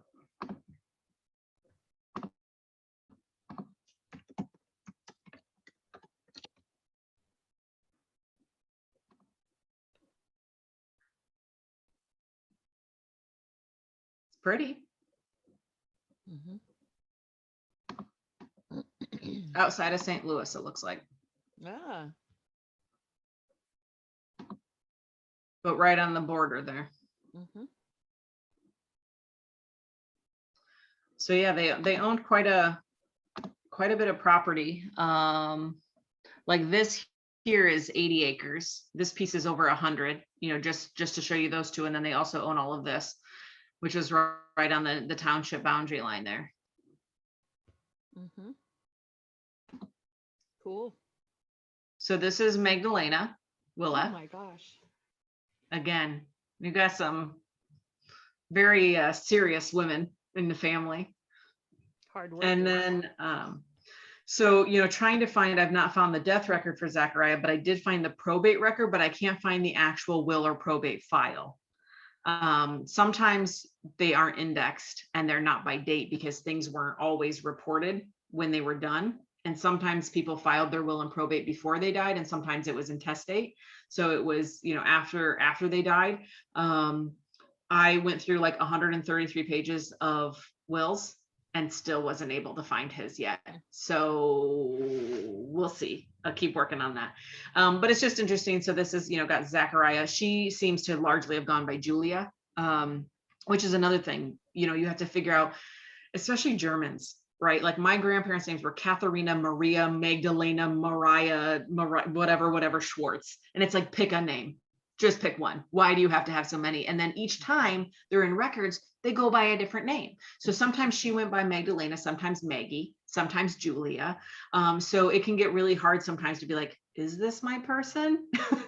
But in this case, she, for the most part, really seems to have largely gone by Julia. But again, this is the record of his probate, but I can't find the actual will and documentation yet to go with it.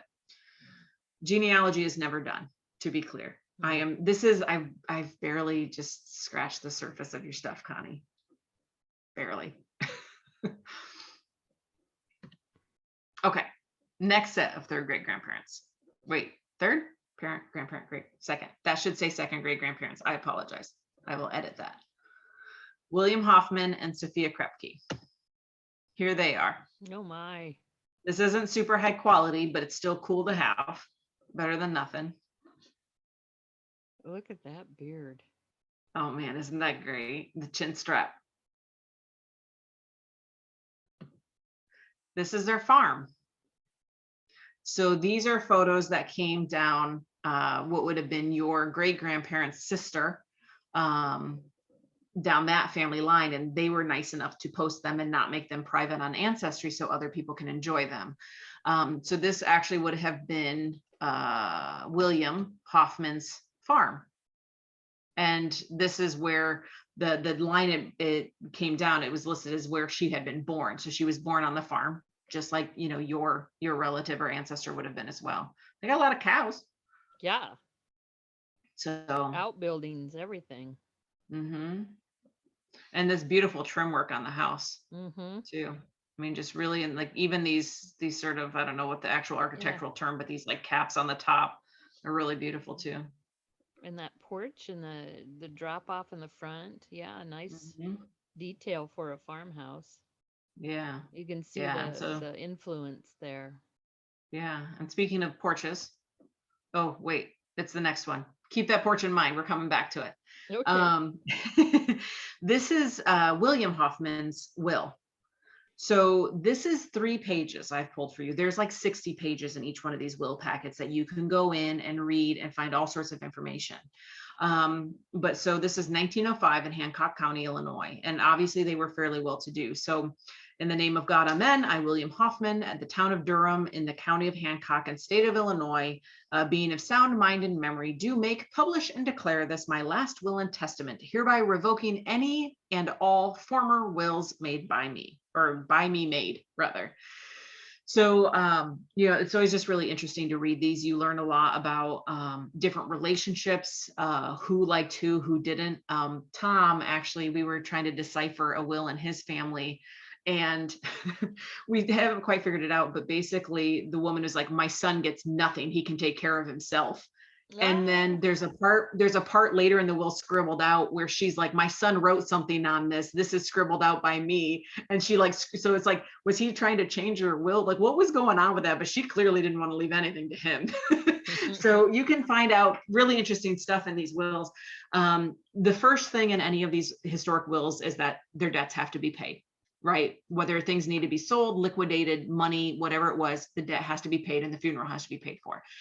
Second is most common. I give and bequeath unto my beloved wife, Sophia Hoffman, all my personal property and the use and income of all of my real estate during the term of her natural life, and to be taken by my said wife in lieu of dower. And then third, after and immediately upon the death of my wife, I give and bequeath to my children, Emma Martin, which is your family member, Grandma. Minnie Cartwright, which would be a sister, Carrie Owens, which is the one who was born in the house from that photo, and Henry Hoffman, all of my real estate to be equally divided among them. Right. So you can list kids, you can find a lot about, sometimes it goes to grandkids, a lot of good information in wills. And then this third one over here on the right is interesting because it lists all of his personal property. One sewing machine, value $2. Heating stove, $5. Coal stove, cupboard, extension table, $3. Kitchen cabinet, $2. Bedstead, stand, bureau, wardrobe, $2. His buggy was $15. Right? So it's just interesting to see like this is what he actually had that was worth valuating. So, I mean, he had the whole farm, obviously, but within the house, these were the only things that were sort of considered of like real gainful value, right? And then you'll see, of course, up at the top, actual dollar amounts for the aggregate value of the property, et cetera. And this would be in addition. Throughout that will would also be more about the properties. Also, if he had any bank accounts with money, if he had lists of debt, like he owes Sophia, whoever, $200, and he owes the farmer on the corner $500. All of those would have had to been paid out of the value before anybody else obviously could have taken anything financially, out of the will or the goods, right? Yeah. So it's interesting too, because sometimes when you look at the list of debt, it's interesting to see who they owed money to, whether it was their father-in-law, or in some cases they owed their son $700 or whatever. And so a lot of good information. Again, these packets, when you find them, are a gold mine of relationships and ownership and inheritance, right? Here's Grandma, Sophia, young and old. So she was married twice. She was first married to Edward Longshee, but then he passed away and she remarried to William Hoffman. So he was her second marriage. But again, a beautiful photograph. We're lucky somebody shared. So yeah, and this one is interesting because it's on the back. It says, this is my mother's mother, picture over 100 years old. She was from Germany. So little helpful morsels throughout there. But you'll see it was taken at a studio in Fort Madison, Iowa. Mm-hmm. Mm-hmm. This is her will. And so this is interesting because, again, Emma Martin is your then direct line. Emma was not the executor on the will. One of the sons was the executor, but you'll see that Emma Martin got money from the estate specifically for taking care of her. So for maintenance, care, and support of Sophia, her mom, for 6 months at $25 per month. So after William died, shortly thereafter, as we know from her will, Sophia went to live with Emma, and Emma took care of her. So then she was able to bill against her estate $25. So she had been paid 150 cash and then had the 1,500 remaining, which would have been, again, quite a bit of money at that time in 1918 even. So that's what she got for having taken care of her mom. From and through that will process. Again, there's like 60 more pages to this, but I just pulled out some of the different stuff that's kind of interesting. It again becomes our duty as recorder of passing events to chronicle the death of another venerable woman who has lived in Illinois long enough to be counted amongst the pioneers.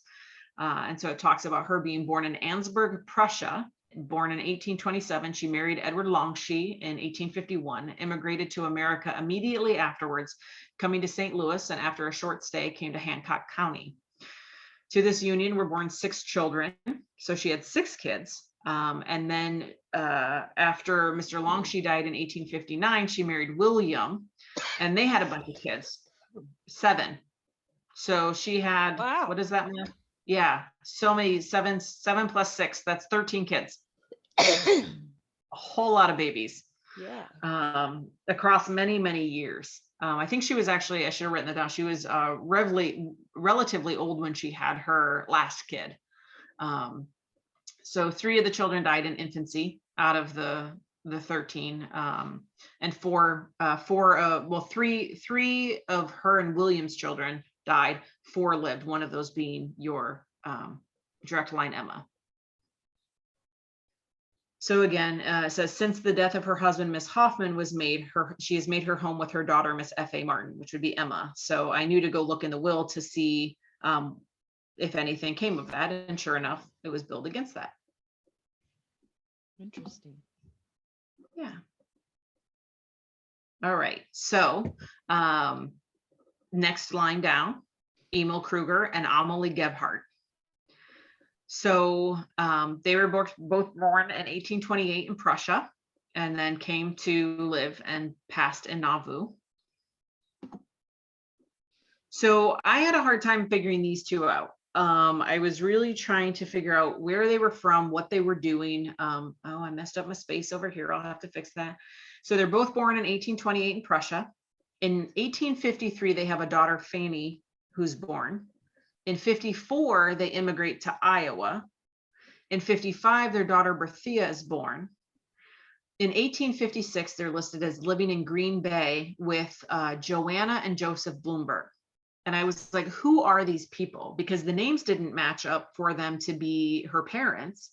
And I could not figure out who these people were. I'm looking across all these census records. Eventually, she and Max go out to live on their own, and Joanna and Joseph are doing their thing. They've got kids. I'm like, who are these people? So I decided to look at their wills and see if they left anything. And sure enough, this one on the right is the will of Joseph Franz Bloomberg. So again, in 1856, Joseph is the head of household, and Max and Amelie are living there. And again, I can't figure out their relationship, but here it says that received of Louis Lang, the executor of the estate for Joseph Franz Bloomberg, is the sum of $158 in full, my distribution and share of the personal property of the said decedent under his last will and testament as per distribution made February 1894, blah, blah, blah, blah, blah, signed. So this is your second great grandmother's signature as having signed for having received her part of the will. This doesn't say what she is to him, but she gets money. And she's listed along with his kids. So I'm like, she had to have been something to him, not just, they're listed as like being farmhands, essentially. So they were working on the farm. That didn't tell me anything. I'm like, who are these people? Because what I was trying to do is figure out, her maiden name and seeing if I could find birth certificates and who are her parents. Then I go to Joanna, who is Joseph's wife, Joanna, and I look at her will from 1893. And on like the 5th or 6th page, finally, it says, to Max Kruger, son of my niece, Amelie Kruger, 1 feather underbed and 1 feather pillow. Something and another. So pillows. He got pillows and a feather bed from her, but it says son of my niece. So I was able to figure out that Amelie was the niece of Joanna Bloomberg. So Joanna's maiden name is Prox, but Amelie's maiden name was Gebhard, as listed on her marriage certificate. So it means that the link must have been women, right? So it has to have been sisters because none of the names match. So I don't know yet, but Prox, at least if that's Joanna's maiden name, in theory, that's maybe Amalia, I'm not sure, Amelie's mother's maiden name. So that's a clue. I haven't gotten that far yet to see if I can find a Prox who married a Gebhardt around the time that the parents, would have been married and then had her in 1828.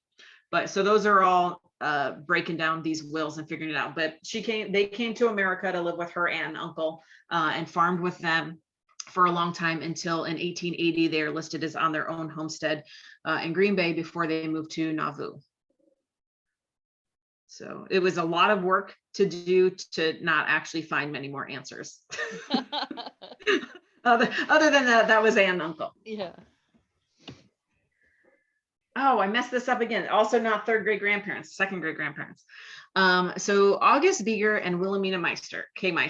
This I think is the last thing that I have for you. And I certainly have been talking at you for 2 hours already. So That's okay. I got really swept up in Wilhelmina's story. And I wish I could find more. I really wish that I could. Wilhelmina is a bit of a tragic figure, I think. In 1819, she was born in Hanover, Germany. Doing all the math, in July 1845, she becomes pregnant at the age of 25. September, she marries Ernst Heinrich Ellhorn in Germany. So the way I figure this out is I find their marriage record, and then I find the birth of their first son and do the math to figure out that she was pregnant before they got married. So if you look at that, July, August, September, 3 months is about when you might find out you're pregnant, right? 2 to 3 months. They get married immediately in September. By November, a couple months later, she starts to show they've got to go to have this baby someplace else where nobody knows that it was, conceived out of wedlock. So they leave for America, and in November, they arrive in New Orleans. In December, sometime in December, her husband dies. So she gets pregnant. She's 25 years old, gets pregnant, has a quick marriage, gets sent to America. And within a month of being here, her husband dies and she is left stranded pregnant in New Orleans. By April 1846, she has the baby, names it after the father, Ernst Ellhorn. That November, she meets and marries August Beeger in New Orleans at the age of 27. In 1848, she's with August Beeger in Missouri, and they have their daughter Henriette. By 1850, they settle in Nauvoo, Illinois. By 1851, that first baby, Ernst, dies. So all within a very short period of time, she gets pregnant, she gets married, she goes to a totally new country where she doesn't speak the language, loses her husband, loses her baby, is taken away, leaves her family. We don't know if her family supported that, didn't support that, but it's all very sad. Has a daughter, Josephine, in 1852. In 1857, she loses a baby, Louis, who's stillborn. And in 1904, she dies in Nauvoo at the age of 84, which again, at that point in time would have been very old for a woman, especially one who had been through so much, I think, to live. So I just really, again, got kind of captivated with her story, and just imagine that nothing about this 1845 to 1847 time period was maybe what she would have dreamed or wished her life was going to be. Yeah, I wonder how she supported herself financially, with the new baby. And yeah, it's hard to say. There aren't many good records, and because she would have been a new immigrant to New Orleans, she could have evaded any sort of record keeping. I think it's most likely that her husband Henry died of yellow fever. It was a really big problem coming in the ships and then in the port of New Orleans specifically.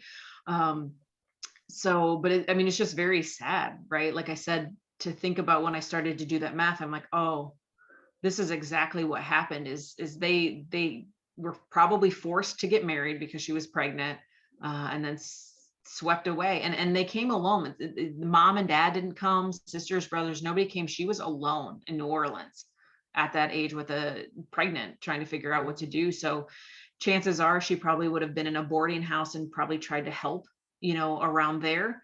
I can't find any record of her knowing anybody there that she could have stayed with.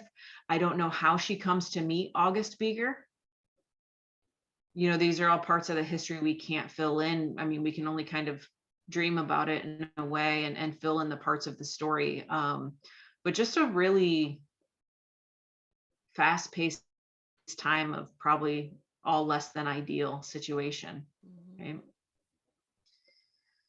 So this is the marriage record with her first husband before they left Germany in Bromsch, Hanover.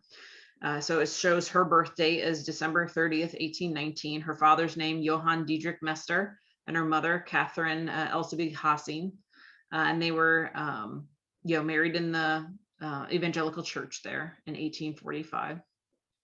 So that's just the record from that. Again, these old records, I think, are just really beautiful. So this is their ship passage here. So November 1845, again, I had to find all these records to start to put that whole timeline together. They departed from Bremen on a ship named the Adler. So this is just the top part of the manifest. So it just says the list of all passengers taken on the ship Adler. And has their information. So you'll see Heinrich Ellhorn and Catherine Wilhelmine Ellhorn in their 20s and coming. He had been a farmer in Germany. Again, nobody of matching family names anywhere else on all the 4 or 5 pages of the manifest. This is a paint rendering of, or a painting of what the Port of New Orleans circa 1853 would have been. So she comes in just about 5 or 6 years before that. 8 years, I guess, before that. So this is what she would have seen coming in. I suppose very exciting, but also very scary, especially, if Henry was sick on the ship. It's hard to say whether he got sick on the ship or whether he was sick afterwards. But I mean, dying within a month. So, but that is them on the ship manifest. So this is the New Orleans marriage for she and August Beeger in 1847. Bride, Philomena Catherine Messer. And you'll see here it says widow of Henry Ellhorn. So that's how I know we had the right person, because it called it right out there. And who knows what August's situation was. I can't figure out when he came to Louisiana, why he was in Louisiana, when he came over. But, he picks up a widow with about a 7 or 8 month old baby, and they get married and head to Missouri. Mm-hmm. So, but eventually they find their way to Nauvoo, and you've mentioned Nauvoo. But cool thing about August is that he was a vintner. He had tons of wine production, which I think we both can get behind. But I found out some really cool stuff about this. So Mr. August, this is in the history of Hancock County. Mr. August Beeger has in cultivation 2 acres of grapes, which last year yielded 900 gallons of wine. Wouldn't you like to inherit that? 900 gallons. His cellar, newly erected, is nearly or quite as large of that of Mr. Bauer. He also manufactures brandy, having excellent facilities. And then this is actually on a little walking tour that they give you in Nauvoo. The Nauvoo Mill and Bakery was once located in the flats just off Water Street. To the rear of the West Bakery on an adjoining piece of property is an old wine cellar. It was built by Philip Kokel for August Beeger Sr. It is an example of one of many wine cellars over 40 at that time that dotted the landscape. This is the cellar as it stands today. It's still there. Wow. And you can even see the little sketch sort of matches it. So I was able to figure that out because it mentioned the bakery And so I Googled the bakery and then hunted all around it. And so sure enough, this would have been your second great grandfather's wine cellar. And it sounds like you made pretty good wine. So, you can research a person, and not always find stuff, but sometimes you have to research other things. So on the right, the Prairie Farmer, in 1867, he actually won contests for his wine with the Catawba grapes, which are actually a really hardy grape. They use them a lot up in like northern New York because they can withstand colder temperatures. So he won a couple of awards for his wine. But I actually found some of the best information from a National Register of Historic Places application for a totally different wine site because they used his as a reference. So these, it's hard to get records from Nauvoo because the Mormon church kind of has them on lockdown. You have to go to their site to do the research. Even when you go online, it'll be like, we have these, but you have to come to our site to look at them. But there's actually a full archive from this person named Bloom, who did a bunch of was kind of like town historian and did research. And apparently there's maybe a biographical file on August that I'd like to try to get my hands on, but getting somebody at the archive was a little tough right now. But in this, it's cited, this archive for this Hunziker winery site. It says that Bloom in this 1969 account also references other early vintners, one of which was August Beeger, who came in 1850. See biography. I'd like to see that biography because I don't know what his parents' names are. Beeger produced wine and brandy and reportedly constructed one of the first wine cellars in the community. His cellar measured 44 foot long by 22 foot wide and held 14 casks, each holding 750 gallons of wine. The cellar is unusually wide and enclosed approximately 960 square feet, 19% larger than this cellar that they're trying to get the National Register designation for. Lots of wine. Good guy. So that, to sum it all up, is what I have for you. Cool. Yeah. So again, that barely scratches the surface, but that's a little bit up through, second to fifth great grandparents. It's good to have the names. It's fun to see the areas in Europe, and it'll be nice to share this with both sides of the family. I'm thinking Bob would love to hear what you just told me. And then my family, of course, would love to see some things. Anne and Deb were going to go to areas around and in Prague on a trip, but that got postponed due to COVID. And I have a cousin who she's been to Czechoslovakia or Czech Republic, and found a vineyard with Swoboda wine, and she said it was pretty good. So hey, if your people know how to make wine on both sides, that's great. Yeah. Explains a lot. Yeah, I mean, I haven't found all of the locations of your people, and what would have been, Bohemia, Moravia. I think there's one person that's tracked that actually passed away in Prague. So I don't know if you had more people up in that area, but a good whole branch or two is definitely in that Marsovice or whatever area. So again, more research can be done for sure back in those records now that you've got those names, because some of the archives are good and some of them aren't, but anybody that's in that sort of Brno area, those archives are online. It's just having the patience to go through and search for them. And once you figure it out, it moves a little bit more quickly, but so certainly. Do I understand that there's a couple more things that you're waiting on and then you could provide to me, like supplemental information? Yeah, if they come through, I mean, I could keep working on this genealogy forever, right? I mean, I've been working on mine since I was 14, and I feel like there's so much I still have yet to do. But some of the things I have requests out for specifically are the divorce records of Wallace, the marriage records for Zachariah Martin and Julia Willa, to try to find out his parents. And then I really still want to, if the site comes back up for the archive, I want to try to find the written documentation for that land in 1835 and the cadastral map for Johann Swoboda, to see if we can figure out, a little bit more about the property. There's also census records, which I think would be really interesting to find as well. But again, it's trying to figure out how to get to those on the website. And then, is that it? There might be one more thing I've got to request out trying to find.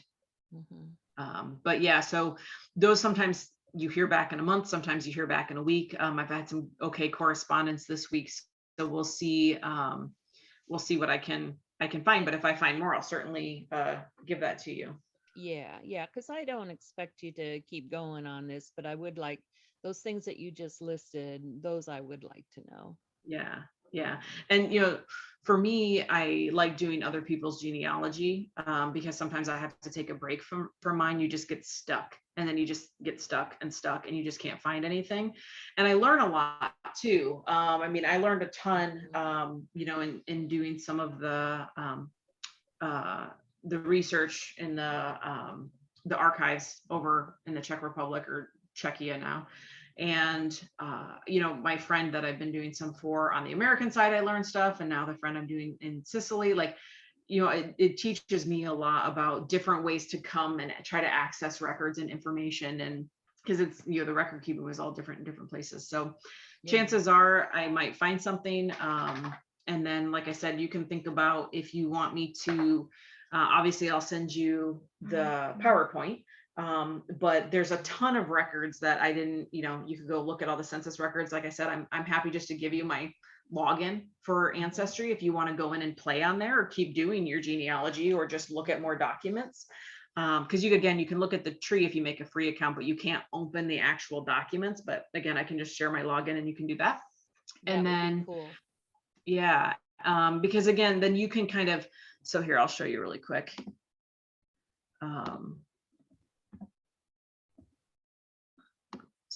Always put it in the worst spot. So here's the Ancestry setup, and obviously you can see I this is how I built my presentation. But if you click on any one of these people and go to their profile, once you're in Ancestry, you'll see it lays everything out. So it has a whole timeline of just Wallace's life, right? And then these are all of, I'm pointing at my screen like you can see what I'm talking about. This is like a timeline. And then these are all the sources I have for him. So you could actually go on and you can click one of these and it'll show you, okay, this 1910 census supports his birth and his residence. The 1940 census, blah, blah, blah. So you'll start to see how it all works together. There's city directories, there's draft cards, there's Lutheran church records, there's all sorts of his Social Security death index, right? There's all sorts of stuff I didn't even show you because this presentation was already 2 hours and I barely scratched the surface, right? And then there's like a gallery, so you can, look if I've got photos, documents. These are all the newspaper articles here that I've uploaded. But then if you do more research, Ancestry will actually give you hints, right? So it'll be like, hey, we think this is your family member. So here, there's a marriage record for Wallace's daughter, Marilyn, right? And here's another potential photo of him. And then you see, oh, this is submitted by this person. That person is related to you probably, and that's why they're doing it. So you could actually send them a message. That's my cousin Bob. Okay, well, there you go. So that's where I got some of the stuff, was from your own cousin. But so this is the thing, you can go on and be able to, look at all these people. So like I said, some of these I didn't even start talking about them. But Joseph, I have his parents. Now, where it says potential father, that means somebody else has a father for him, and they're trying to give you the idea. I never accept those because, again, most of the people on here are really bad at genealogy. But sometimes if you click them, you can look at the details, and then you can go do the research. Like, okay, maybe Jan's father's name was Jan. Let me go research and see if I can find a record that confirms that, rather than just, because you see, they don't have any records or sources. So where did that information come from, right? So this is part of the problem with Ancestry is a lot of people just take information that's not adequately sourced. But you can basically just really get lost in doing I the can see research. that. Yeah. Definitely. So yeah. So but anyway, so I can share that. And so you have to have the paid account to access the sources. You can go on here and look and read anything you want from the free account. If you ever, again, I'm happy just to give you my login and you can play with it. If you ever decide you wanted to have a paid account for whatever reason, or if you like do a DNA test or something like that, I can download this in a format that's called a GEDCOM. And then you can upload it into your account and you won't have to start over. You'll just have everything, right? All of the documents. So, and then if you're like, I don't want to pay for it, but I want to have all the stuff, you could actually go into any one of these and you can open. So here, Frederick Adolph Martin in the 1860 census, we can go actually look at the document and you can actually download it and save it to your computer, right? So you could save every one of these and just print them out. So when I did this, we did an exhibit called Genome from the American Museum of Natural History. And I wanted to take a science exhibit and show people how it relates to history. And so we did the genome of 5 local celebrities, just like I'm doing with you now, like a Finding Your Roots style thing. And we did these public television like clips. I think I sent you one of those, but I ended up when I printed all their stuff out, it became like an 8-inch binder of all the documentation and the family trees for their family. So,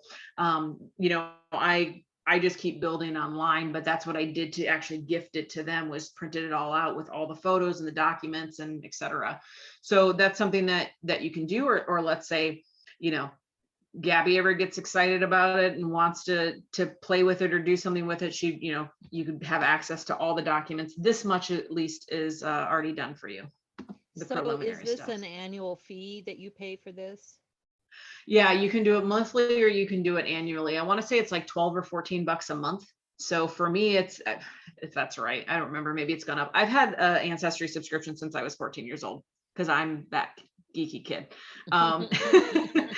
But and you can also, like, I want to say it's like $169 or something a year is what that amounts to. But like if you buy a subscription like around Christmas time, you can get like 20-30% off. I just do, I do trees for people all the time. Only the Schwartz tree is my tree. Everything else is somebody else's. But like I said, I've been working on my family tree for a very long time. So you'll see it's very big. It goes all the way out here to whatever generation that is.